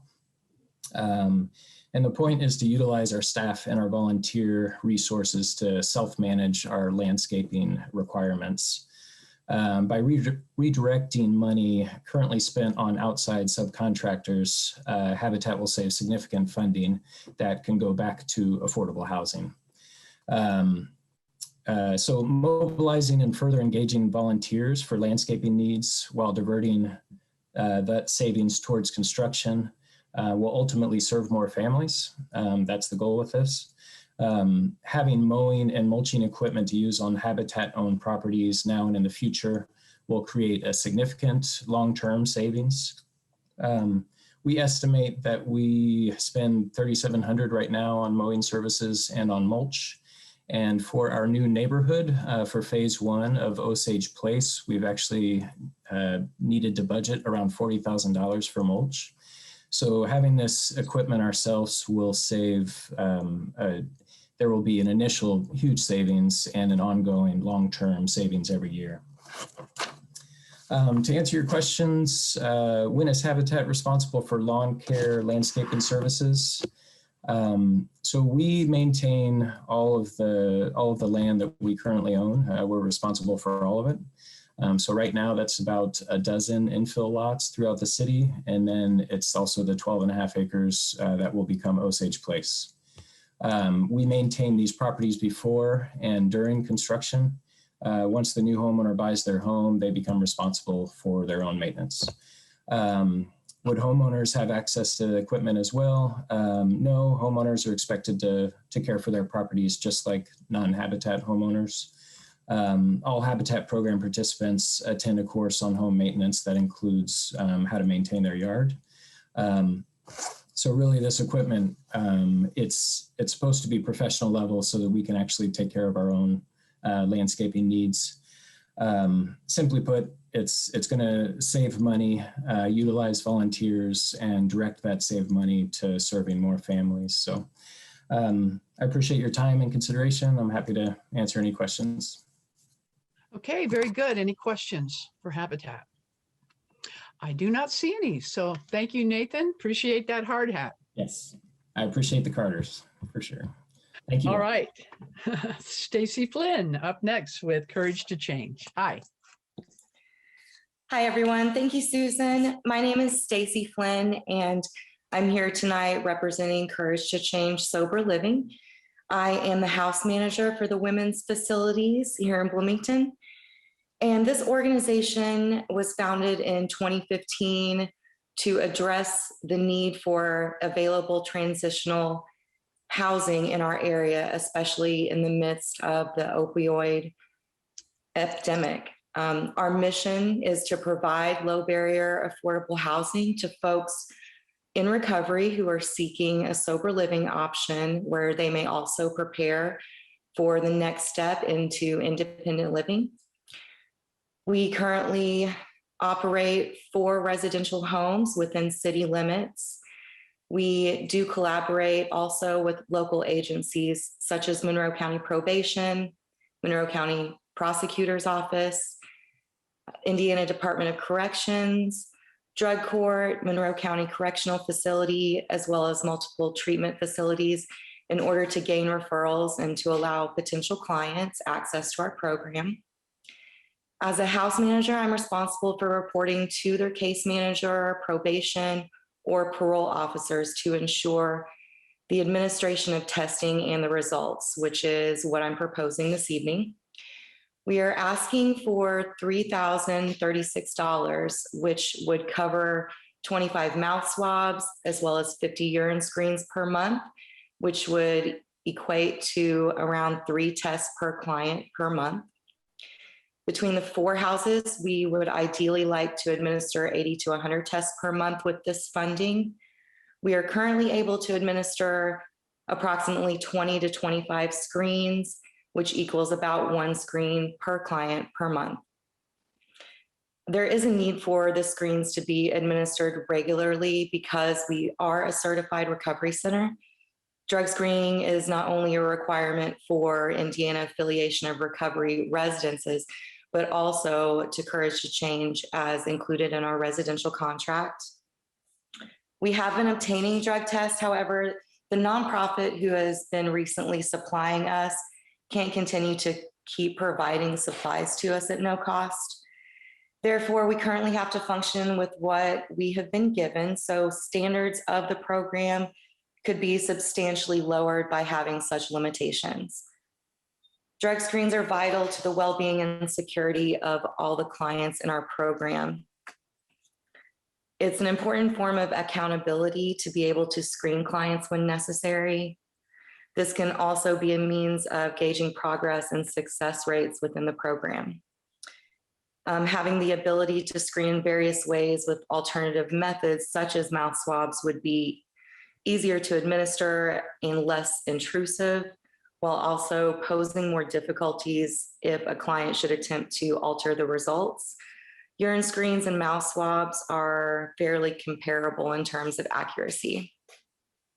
Clients typically do get tested by probation, parole, IOP, and sometimes DCS. However, due to the impact of COVID, as well as the lack of in-person appointments, this has created a need for us to screen clients even more frequently. In addition, other agencies have requested a minimum amount of screens per client per week. Being able to guarantee that we can screen clients Being able to guarantee that we are able to screen clients when necessary or when requested is a huge part of our responsibility as a sober living organization. So this funding will help us in supporting our residents in maintaining long-term sobriety, which has lasting benefits to the individual as well as to the community. We are meeting program obligations, but we want to be able to do more to raise that standard and become even more self-sufficient. And I'd like to greatly thank all of the past support from this grant for our organization and for considering our proposal this evening. Thank you, Stacy. Any questions for Courage to Change? And I see none. So again, we appreciate your presentation. Thank you. And next up, we hear from Marty Schick, Community Kitchen. Hello, all. I'm Marty Schick. Like Susan said, I'm with Community Kitchen, and our executive director, Vicki Pierce, she sends her regrets and apologizes for not being able to attend tonight. But as you know, Community Kitchen is the largest provider of free meals in Monroe County. And last year in 2020, we served over 256,000 meals and snacks. 50% of those of the individuals we served were children, 14% were seniors, and 28% were experiencing homelessness at the time we served them. So again, we do appreciate the opportunity to apply again for Jack Hopkins funds. We have requested $5,400 to replace our 3-door cooler. It's currently one of the oldest pieces of equipment we have. And as we mentioned in our application, it's reached the point to where we are repairing it more than once a year. And in fact, even after we submitted the application, we had to replace another thermostat. We feel like replacing this unit will give us a new one, and the style that we have gotten bids for, it's a new style, and we think it'll give us more longevity and it will be more efficient. So I think our request is fairly simple. I think we explained most things in our application. So again, we appreciate all the support you've given us over the years and the chance to present again. And I'm happy to entertain any questions you might have. Thank you, Marty. Any questions for Community Kitchen? And that is straightforward. And let Vicki know we say hello. Okay, I will. Thank you so much. Thank you, Marty. Bye. All right. Next up, we have Liz from Community Justice and Mediation Center. Hi, good evening. Thank you so much for this opportunity. And as somebody else mentioned a little bit earlier, I don't envy you all to be in this position. There's so many great proposals and so much good work going on in our community. I am Liz Granette with Community Justice and Mediation Center. We're requesting Jack Hopkins funds to provide ongoing operational support for the Housing and Eviction Prevention Project by providing landlord-tenant mediation services, along with the overall project management, social service referrals, and outreach services to tenants and landlords involved in eviction proceedings. As you heard earlier from Diane Walker, who was representing Pro Bono Indiana and Justice Unlocked, this is a collaborative initiative designed to reduce evictions and improve overall housing stability for renters in the city of Bloomington and Monroe County. And I did want to just share one statistic. Even with the CDC moratorium, since January, 13,460 evictions have been filed in Indiana. Last week, 469 evictions were filed and 41 were filed here in Monroe County. Since the launch of our project in June of 2019, we have provided HEP services for every initial eviction and damages hearings that have been scheduled. This included providing HEP services or pivoting our services to virtual court sessions, and thanks to the commitment and support of our judges, they really strongly wanted to see these services continue. So each week on Wednesday morning and Thursday afternoon, 3 eviction cases are scheduled every 15 minutes. The project coordinator, 2 attorneys, and 4 to 5 CJAM mediators, along with our volunteer court liaison, are there to support tenants and landlords in these virtual court breakout rooms. And I'll kind of address your questions. The Jack Hopkins funds will be used to support existing staff, our landlord tenant case manager, and our project coordinator. In addition to the direct court-based services that we provide on Wednesdays and Thursdays, these 2 people also provide pre-hearing intake, post-eviction follow-up services with the goal of intervening earlier or while people are waiting between eviction and damages hearings. Our project coordinator works closely with local nonprofits, referring tenants, and accepting intake referrals. We also spend time developing relationships with landlords and attorneys to promote CJAM mediation services to help them negotiate agreements with tenants before they file for eviction. As we get closer to the end of the moratorium, we've seen an intake, a big intake in requests for services, and anticipate an overall increase in need. You asked how we collaborate. We are constantly collaborating. After each session, we have a debrief session with all the mediators, attorney, and project coordinator, talk about ways to improve the program. We have ongoing inter-partner collaborative staff meetings on a regular basis. And then kind of our HEP coordinator helps to provide background information and case activity services for the attorneys. And then we're constantly cross-referring clients who need help either before court or, of course, then we're working together during the court session. How would HEP proceed with partial funding of either this application or the collaborative D10 and Justice Unlocked?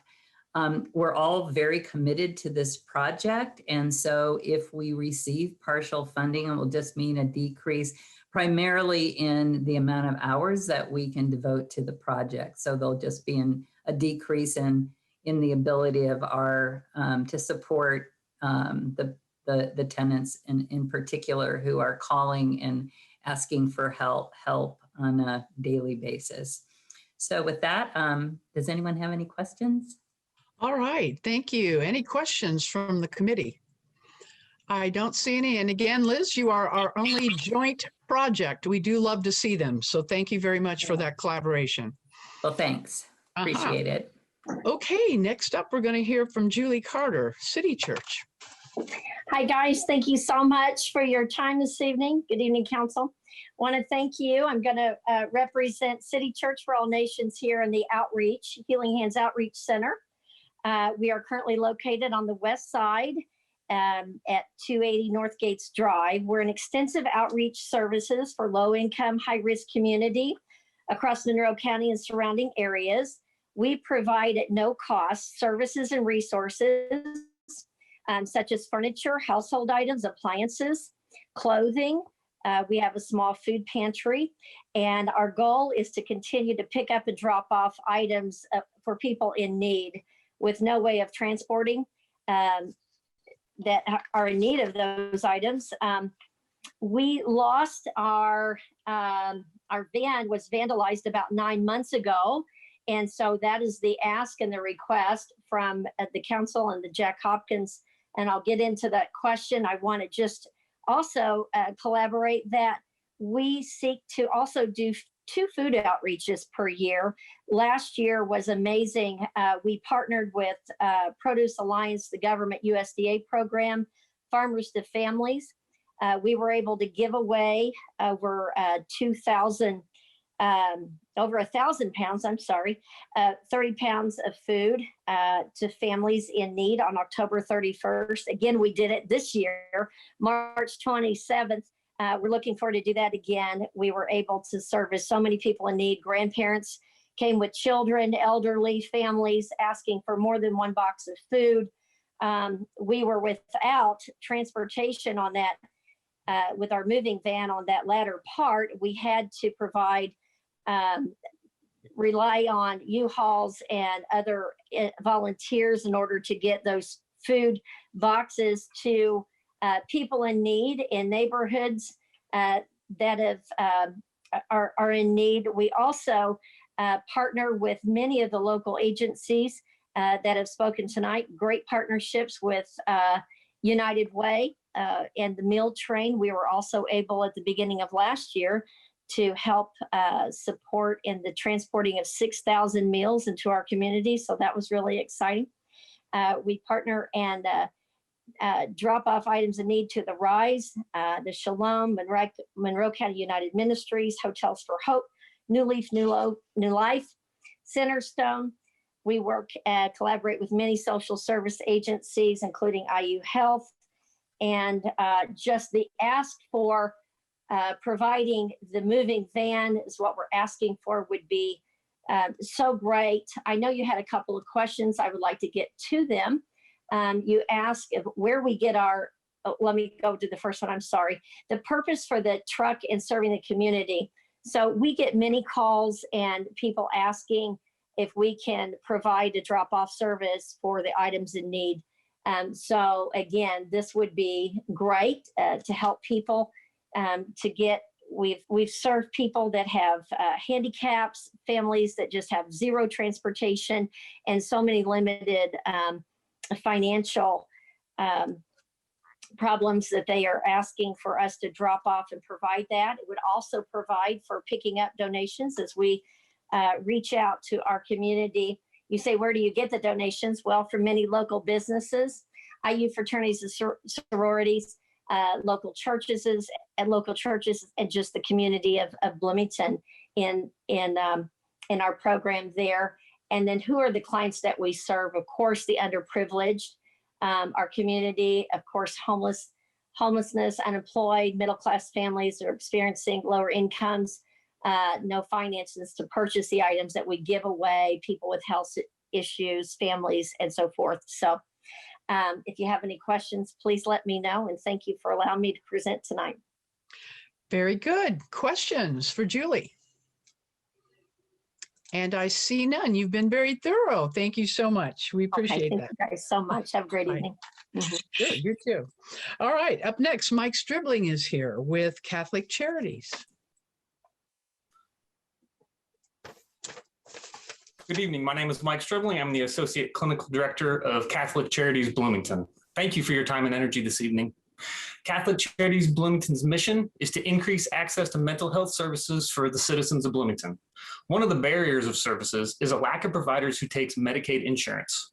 The number of providers accepting Medicaid continues to decrease while the number of individuals requiring services with Medicaid keeps growing. We are one of the few places in the city that accepts all forms of Medicaid, commercial insurance, and the use of a sliding fee scale. Our mission is to provide help while creating hope and serving all. We are asking this committee to fund our teen support grant in the amount of $17,800. This funding will cover the first 24 weeks of a therapist's salary and for the EMDR trauma training. After 6 months of the pandemic, our referrals doubled. By October, they had tripled with no sign of slowing down. The calls are more desperate and urgent, especially those regarding teens needing services. Studies show that through the pandemic, 1 in 4 teens has thought of suicide. The local hospitals and pediatricians' offices are overrun with the demand. These urgent calls cannot sit on a waiting list, and we do our best to place them with a therapist as soon as possible. We have added 3 more therapists since the pandemic started, bringing us up to 10 therapists. Currently, we have 15 teens on the waiting list and therapists are full. We would have more on the waiting list, but we close it when it gets to 15. As soon as some are placed, we notify the pediatrician's office and take inquiries until we are back to 15. We can receive as many as 8 to 10 inquiries a day when this happens. We provided 2,631 service hours to teens from March of 2020 to March of 2021. This is 28% of the individuals we see. We need to hire another therapist to focus on the teen population to provide consultations in real time, as well as individual and group therapy. For the month of March, we provided 925 hours of service, and we are on track to provide 10,000 sessions for the year. The most challenging part for our agency in expanding capacity is being able to support a new therapist's salary for the first 6 months while they get established and are able to bill insurances. We have demonstrated in the past few years that with the help of a bridge loan to increase capacity, we are able to maintain the position and serve more people. We are asking for your help to do that again. You asked how confident are we that the new therapist will be able to obtain enough clients to sustain the position. We are very confident with this proven formula that works for us. If we are awarded the teen support grant, we will be better equipped to treat the most at-risk population with services that are not easily accessible. We anticipate being able to serve 30 or more teens a week in this project and quickly respond to the most urgent. Many of these teens have a history of trauma and attachment issues, which are areas that our agency is well trained. Being able to intervene, they will learn coping skills, heal trauma, eliminate self-harm and suicidality, and increase communications with family, friends, and school. This will reduce ER visits, suicides, and improve family relationships. Thank you so much for your past support and for considering our request this evening. Thank you, Mike. Any questions for Catholic Charities? And I don't see any, so we appreciate you, Michael. Thank you. Thank you all. And we have Boys and Girls Club up next with Mr. Jeff Baldwin, I do believe.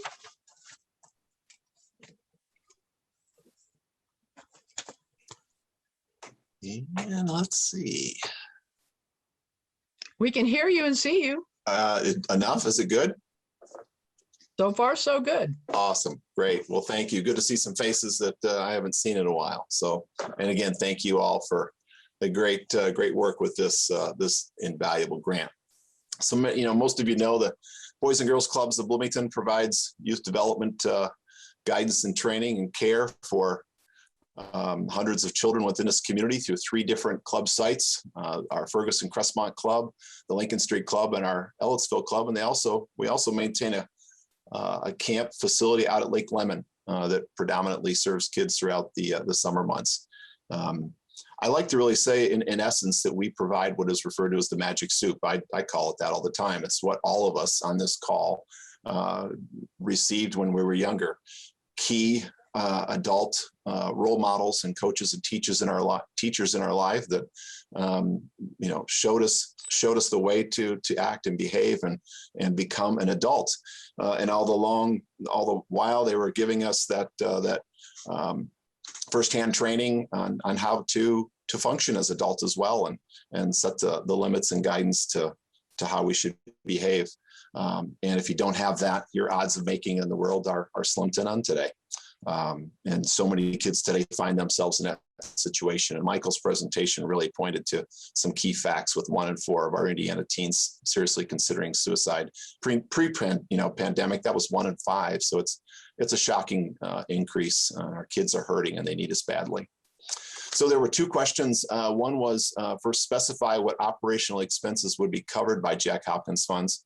BGCB is requesting $25,000 to support our general operations and staffing, which include after school and school break day programming and summer programming. Our request centers on a commitment to return to programming at full capacity when the community health situation allows. Our current COVID capacity is 60% of the club's pre-pandemic average daily attendance. Our staffing has remained at pre-pandemic levels to make sure each youth pod has trained adequate supervision with a reliance on paid staff instead of our traditional reliance on volunteer, intern, and service learner support.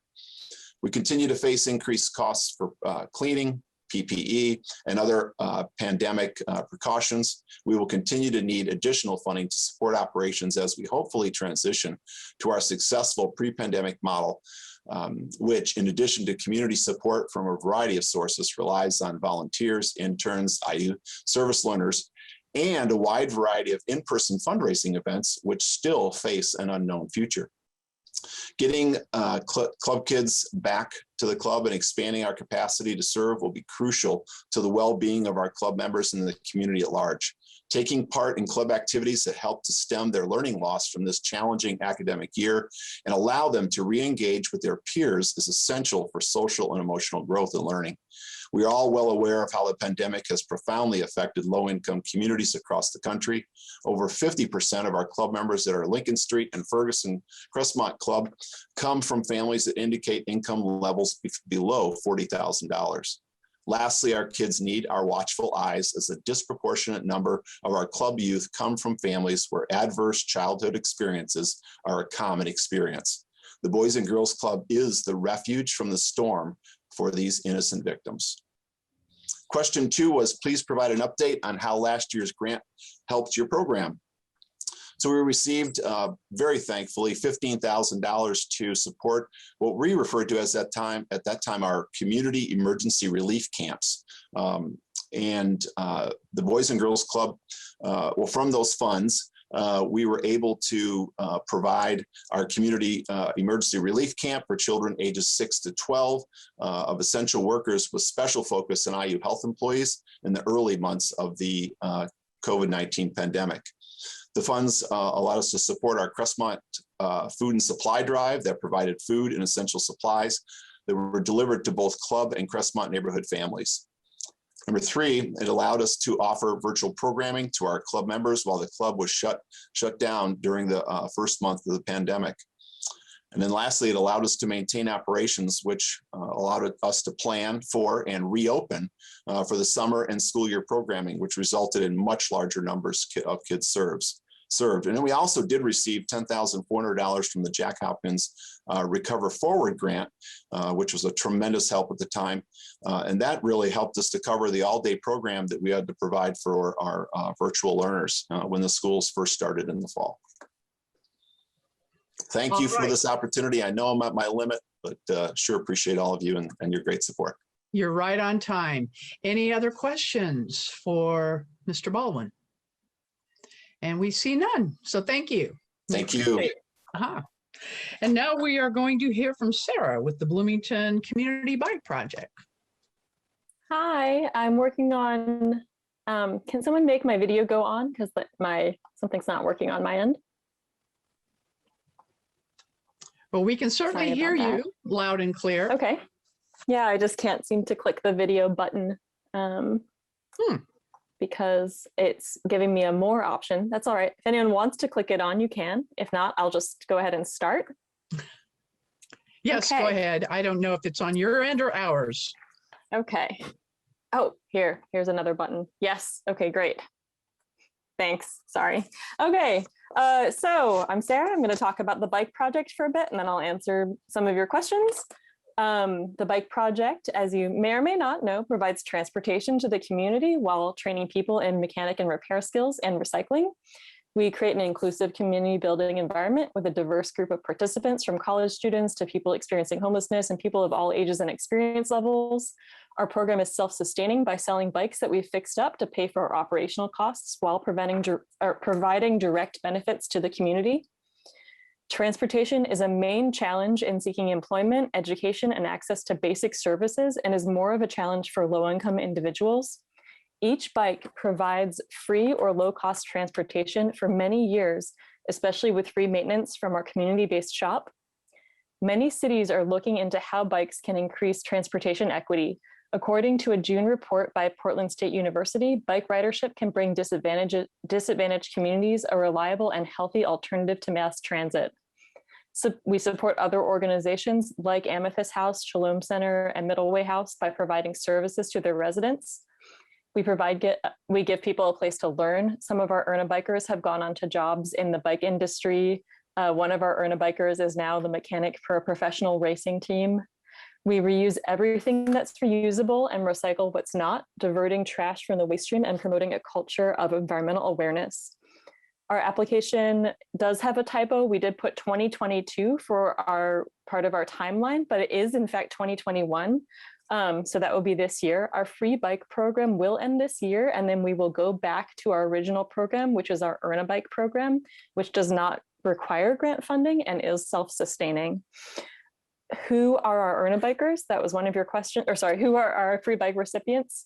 A lot of them would have been Earn-A-Bikers, although that program is suspended due to COVID-19. This program has fewer barriers than the Earn-A-Bike program and is reaching more people. Many of our clients are low income. Many of our free bike recipients use social services such as Shalom Center.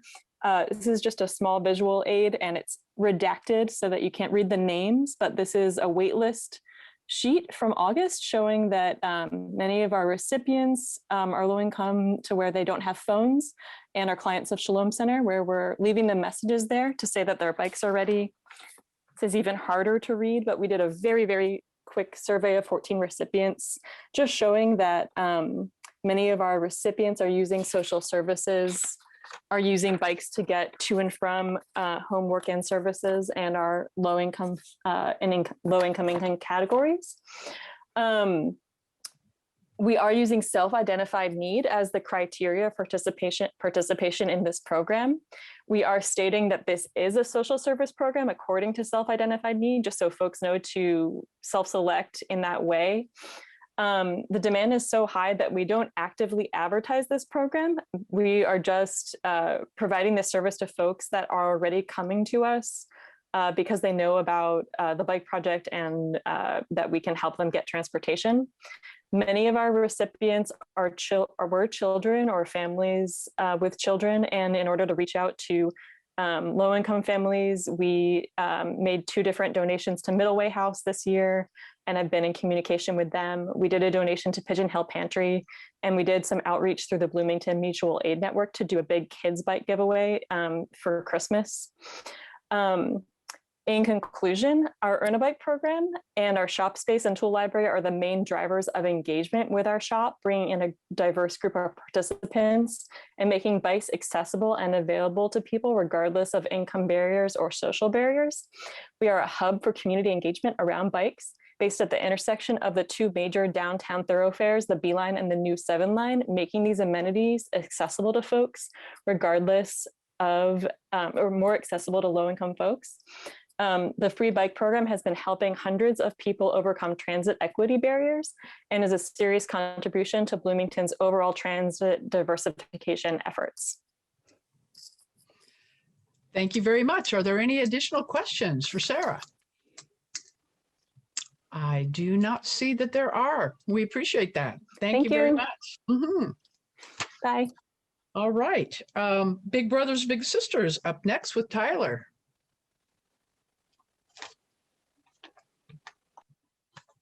You are still muted, I think.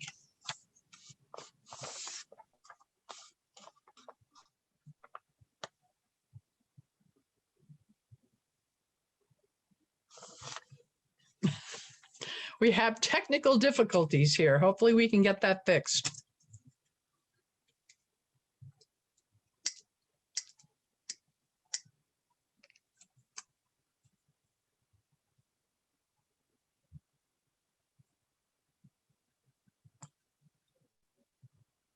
Tyler, if you can hear us, you might try turning off your video if your internet connection's not stable. That might help. I don't know if you can hear us.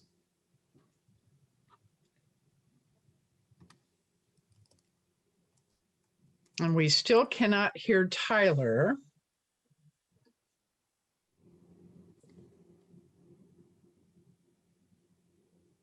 Looks like his mic is unmuted on Zoom. I'm not sure why his audio is not coming through.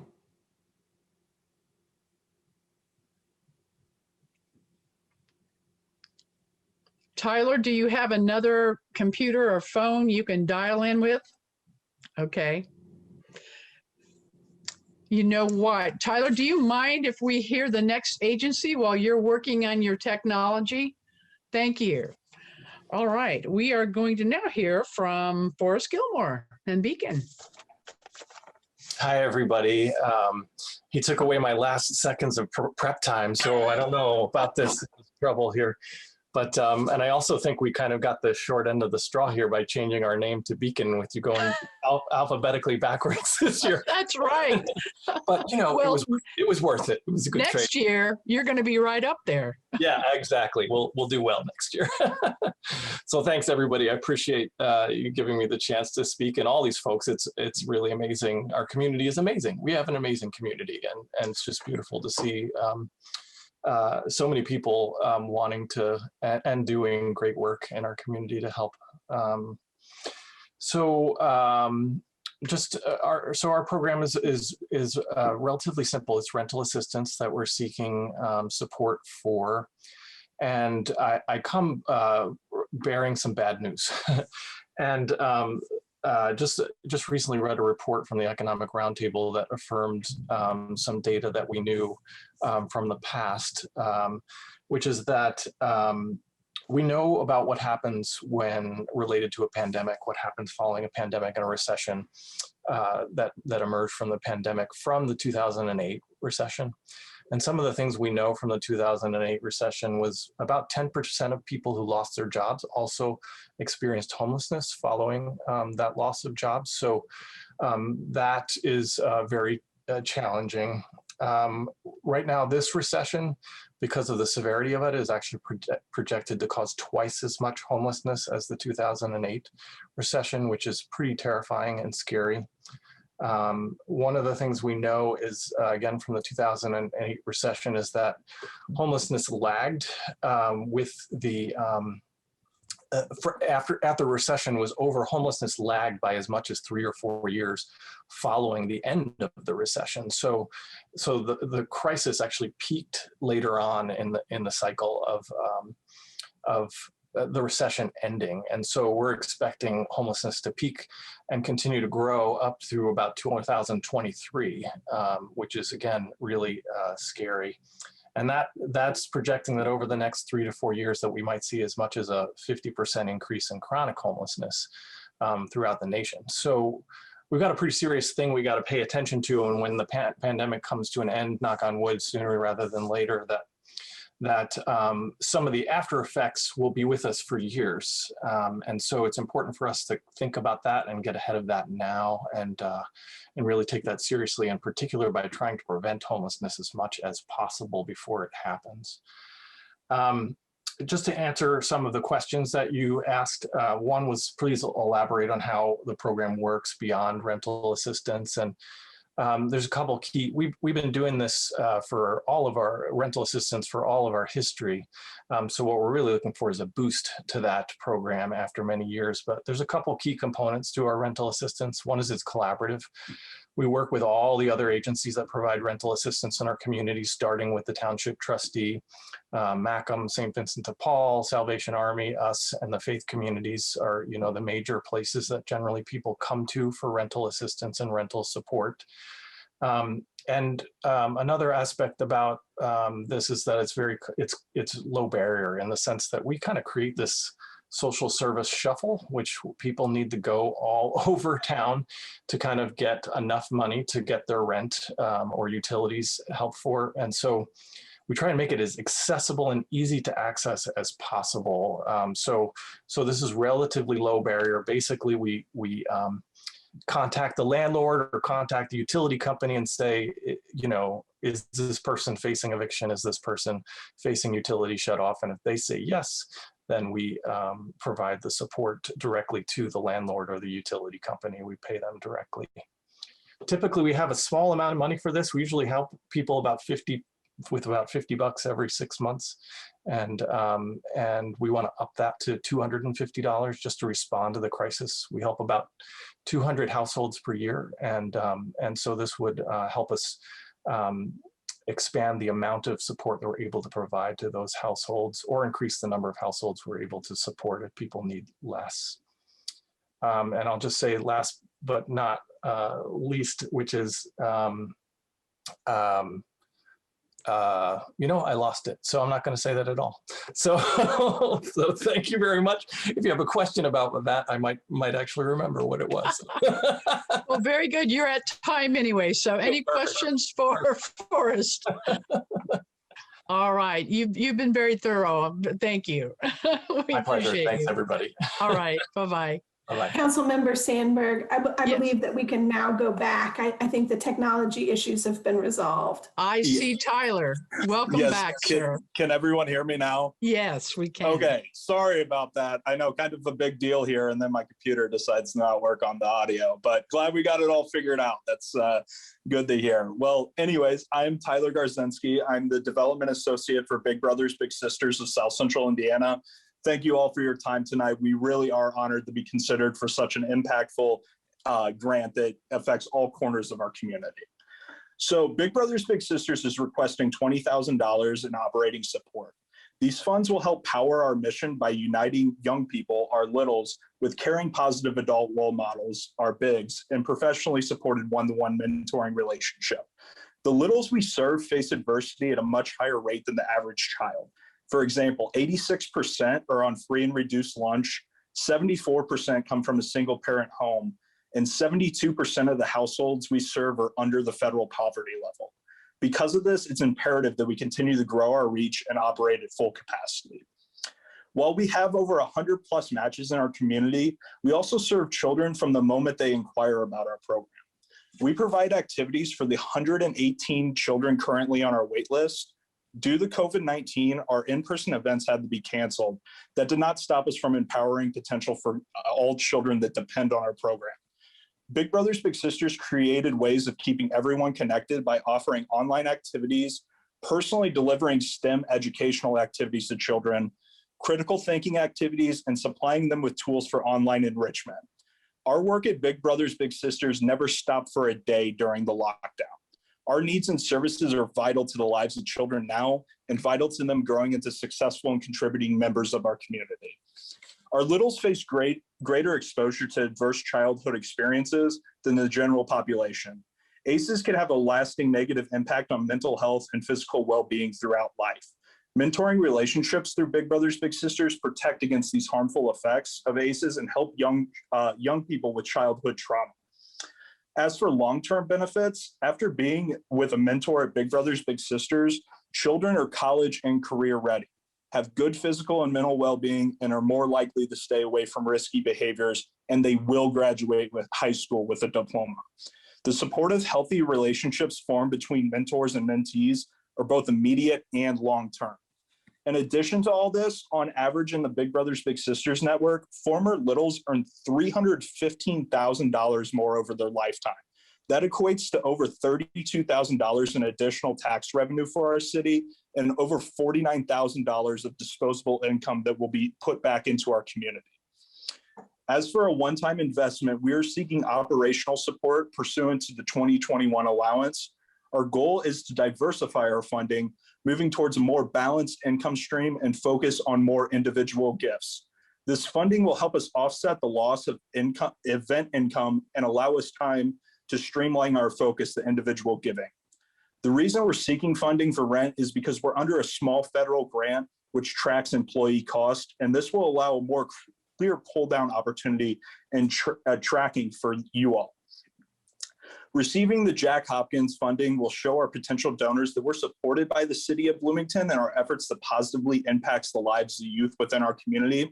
This allows us to share with potential donors that our community leaders like yourself believe in the work that we do and are willing to fund our efforts. It will also allow us to build more individual and focused giving, especially monthly donations, which we rely on, instead of our past efforts of several events which use precious staff time that can be used to help the children that we serve. Big Brothers Big Sisters intends to measure the number of new volunteers, children enrolled, and matches made to track the outcomes of federal or of funding being provided for our agency. We measure this through our precise youth outcome survey, which shows positive results for all of our matches. Simply put, Big Brothers Big Sisters impact youth for a lifetime. Of all the steps littles take in their journey, walking through the door are one they always remember. It's these steps that lead to a friend, a confidant, and someone that will inspire them for the future. It's these steps that give them hope and a chance to dream bigger. Big Brothers Big Sisters helps them see beyond the boundaries of their neighborhoods, beyond the ideas of what they think they can achieve, and beyond the journey they imagine they'd be taking. Big Brothers Big Sisters was one of only 24 agencies in our whole entire network to get recognized with the Quality Award last year. We're determined to continue our goal of providing high quality, long-term mentorship for the children we serve. With the help of the Jack Hopkins Social Service Fund, we can empower potential to its fullest extent and improve our community, not just in the immediate now, but for the long-term future to come. That's all I have for you all. Thank you very much for your time this evening, and I hope you have a great rest of your night. Thank you, Tyler. We're glad we were able to hear that. Any questions for Big Brothers Big Sisters? All right, we thank you. Thank you all. All right, we are down to the A's with Amethyst House, and with us is Katie Hutchinson. All right, good evening, everybody. Can you hear me okay? Yes. Perfect, okay. So thank you so much for sticking around tonight to see all the A's. I know it's getting late, but I appreciate you giving myself this time and these other incredible agencies this time to present. So my name is Katie Hutchinson. I'll be speaking on behalf of Amethyst House. And if you haven't heard about it, Amethyst House is a local nonprofit United Way agency that provides a foundation for recovery by partnering not only with individuals, but families and communities that are impacted by substance use disorders. Amethyst offers high quality residential and outpatient treatment services, as well as a guidance for healthy living. Throughout the 41 operational years of Amethyst, we've been able to serve thousands of clients. Our clients are not only reintegrating back into society successfully after learning from our program, but they have been able to apply what they've learned on for the rest of their lives. Amethyst creates individualized plans to both those in our outpatient and residential services. And at our women's residence, we're able to house women with children and women who are pregnant, which is a unique option that most residential centers can't offer. The funds that Amethyst House is requesting will be intended for essential upgrades to the women's residential house. We haven't been able to prioritize these reservations in the past, but given the opportunity, we will be able to meet these needs. The funds requested will allow us to restore areas within the home that require crucial foundational repairs.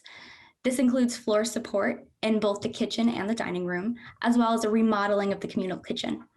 Additionally, this funding will go towards painting the women's house.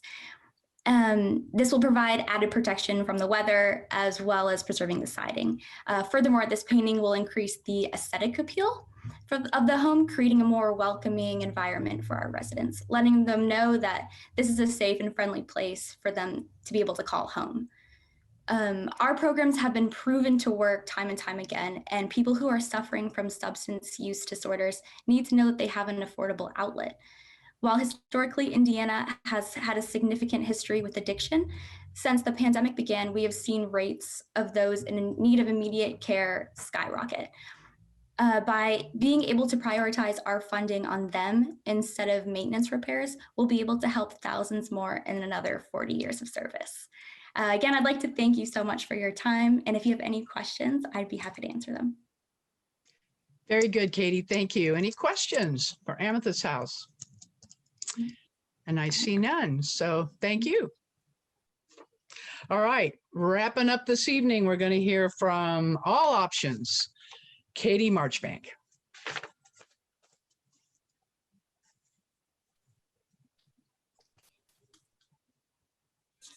Hello, can you hear me? Yes, we can, and now we Awesome. can see you. Okay, great. My name is Jessica Marchbank, and I am the center manager at All Options, and I also manage the Hoosier diaper program. And we have requested $3,940 to pilot a mobile diaper distribution program for the duration of 2021. We appreciate your consideration. So if you don't know about All Options, we are a place where we trust and support people through every pregnancy decision and experience, including parenting, abortion, adoption, infertility, and pregnancy loss.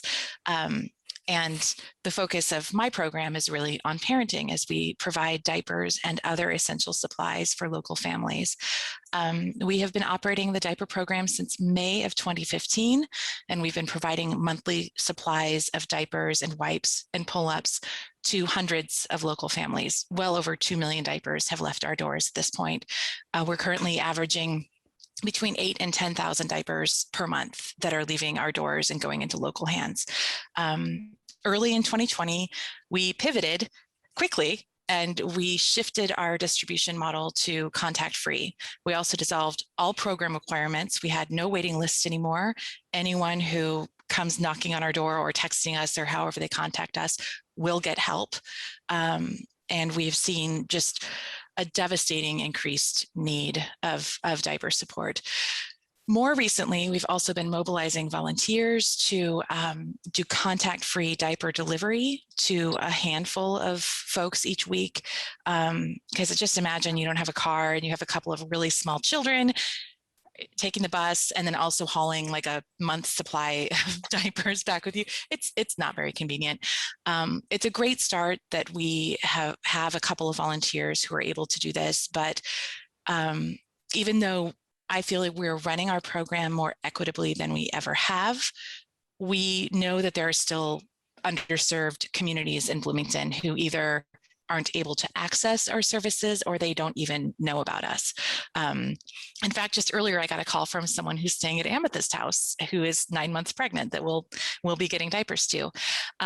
Beyond diapers, we also provide menstrual products, condoms, pregnancy tests, hand sanitizer, cloth masks, diaper bags, a whole variety of other items are going out our doors as well. And we believe that mobile diaper distribution could really help us reach new families who are experiencing this need. What is diaper need and why should anyone care about it? It's a really serious public health issue. Even before COVID-19, diaper need was pervasive, with at least 1 in 3 families struggling to provide enough clean diapers for their babies. They're not really covered through existing social safety net programs like WIC or SNAP. And when a child lacks an adequate supply of diapers, too much time in dirty diapers puts them at risk of severe infection, diaper rash, and other health issues. And providing clean diapers reduces the need for non-essential visits to the doctor, which is also critical, especially at this time. You had some questions for us with regard to funding the program in the future. This is a pilot program. We intend to use this to test our mobile distribution program for the remainder of the year. The funding we've requested will go toward the cost of supplies as well as the staff time involved in research, planning, and distribution. And during this time, we hope to answer your questions. One, is mobile distribution the best way to reach people? And for which communities is it better? 2, should we rent a vehicle on demand indefinitely? At what point does it make sense for us to purchase one? What's the most cost-effective option? To that end, we're also looking into in-kind donations of truck or van rentals through local community members. After the completion of the pilot period, we will consider either continuing or expanding the project in subsequent years, and we'll pursue funding from other sources to support those changes. For example, if we decide to purchase a van or a truck, we would approach funders looking to make a one-time infrastructural investment. I'm sorry, is there a question? No, she's holding up her hand to give you the 1-minute warning. Oh, but 1 minute we already. want you to finish your questions that we asked you. Okay, sorry. So please go ahead. Okay, we do anticipate that funders will be very interested in this specific communities that we serve. For example, immigrant communities, folks dealing with housing insecurity, and want to ensure that those folks receive diaper support. And we feel confident that expanding our reach will allow us to bring in more community donors and sponsors. So we're using this period to test and evaluate, and if effective, create a plan for sustainably expanding throughout Bloomington. I have more, but I should stop there, right? Very good. Okay. Yes. Are there any additional questions for Jess? And we do not see them. So once again, thank you so much. We're glad to hear from you and all options. Thank you. Thank you so much. All right, that concludes our agency presentation tonight. And before I give the committee an opportunity to make any final comments tonight, I will say once again, this is just a reminder as to how much I miss seeing all of you in council chambers. This has been an incredibly difficult year for everyone, certainly all of you in the nonprofit community who do such noble work, even in the best of times. and we have all been through the worst of times. And as many of you have noted, we are not out of this pandemic yet. And so we're all going to need to hang together. We're all going to need to work with one another to the best of our abilities and to garner all the resources we possibly can to support you, to support your staff, and to support the people in this community that all of you serve. We are grateful for you. And all of you have just made our jobs incredibly difficult. And so, but good for you. That is our job. And again, before I turn it over to Heather Lacey for some final comments about what's next for this committee, does anyone from the committee want to say anything here before we wrap up? Unmute if you do. I'm seeing everybody get shy all of a sudden. So I will just acknowledge some folks in the room from the city of Bloomington. We have Sophia McDowell from the clerk's office. We have Becky Bustani. We have our wonderful attorney, Stephen Lucas. We have Heather Lacey. We have Cody Toothman from the hand department, and we have John Zodi, our new director of hand. And I don't know, John, if you would like to say a few words here before we wrap. No, just want to say thanks to everybody and to this committee for all the good work you do, and have a great night. Thank you, John. All right, Heather, what do we need to do to wrap up? I know we need to get our allocations to you by May 5th. You want to talk a little bit about that? That's right. I believe that Becky will be sending the council members or the committee members some things to review and then get back to Becky with that information. And then I believe that the committee is looking forward to announcing the allocations at a meeting on Tuesday, May 18th, beginning at 6 o'clock. All right. We have done our work this evening. Oh, Becky, actually, you had to work. There's a pre-allocation meeting on the 11th. Right. And we will be. And I just want to make sure everybody did everyone receive the scoring sheet? Okay, and then Wheeler Mission has withdrawn. Yes, we understand that. And again, our work commences with the allocations and those spreadsheets that we all must now diligently look at, come up with our recommendations, and we shall gather again very soon. Thank you all. Thanks to Katz for covering us. Thanks for everyone who sat in the meeting tonight. All right, that concludes our meeting. We are now adjourned. Thank you, committee. Appreciate you.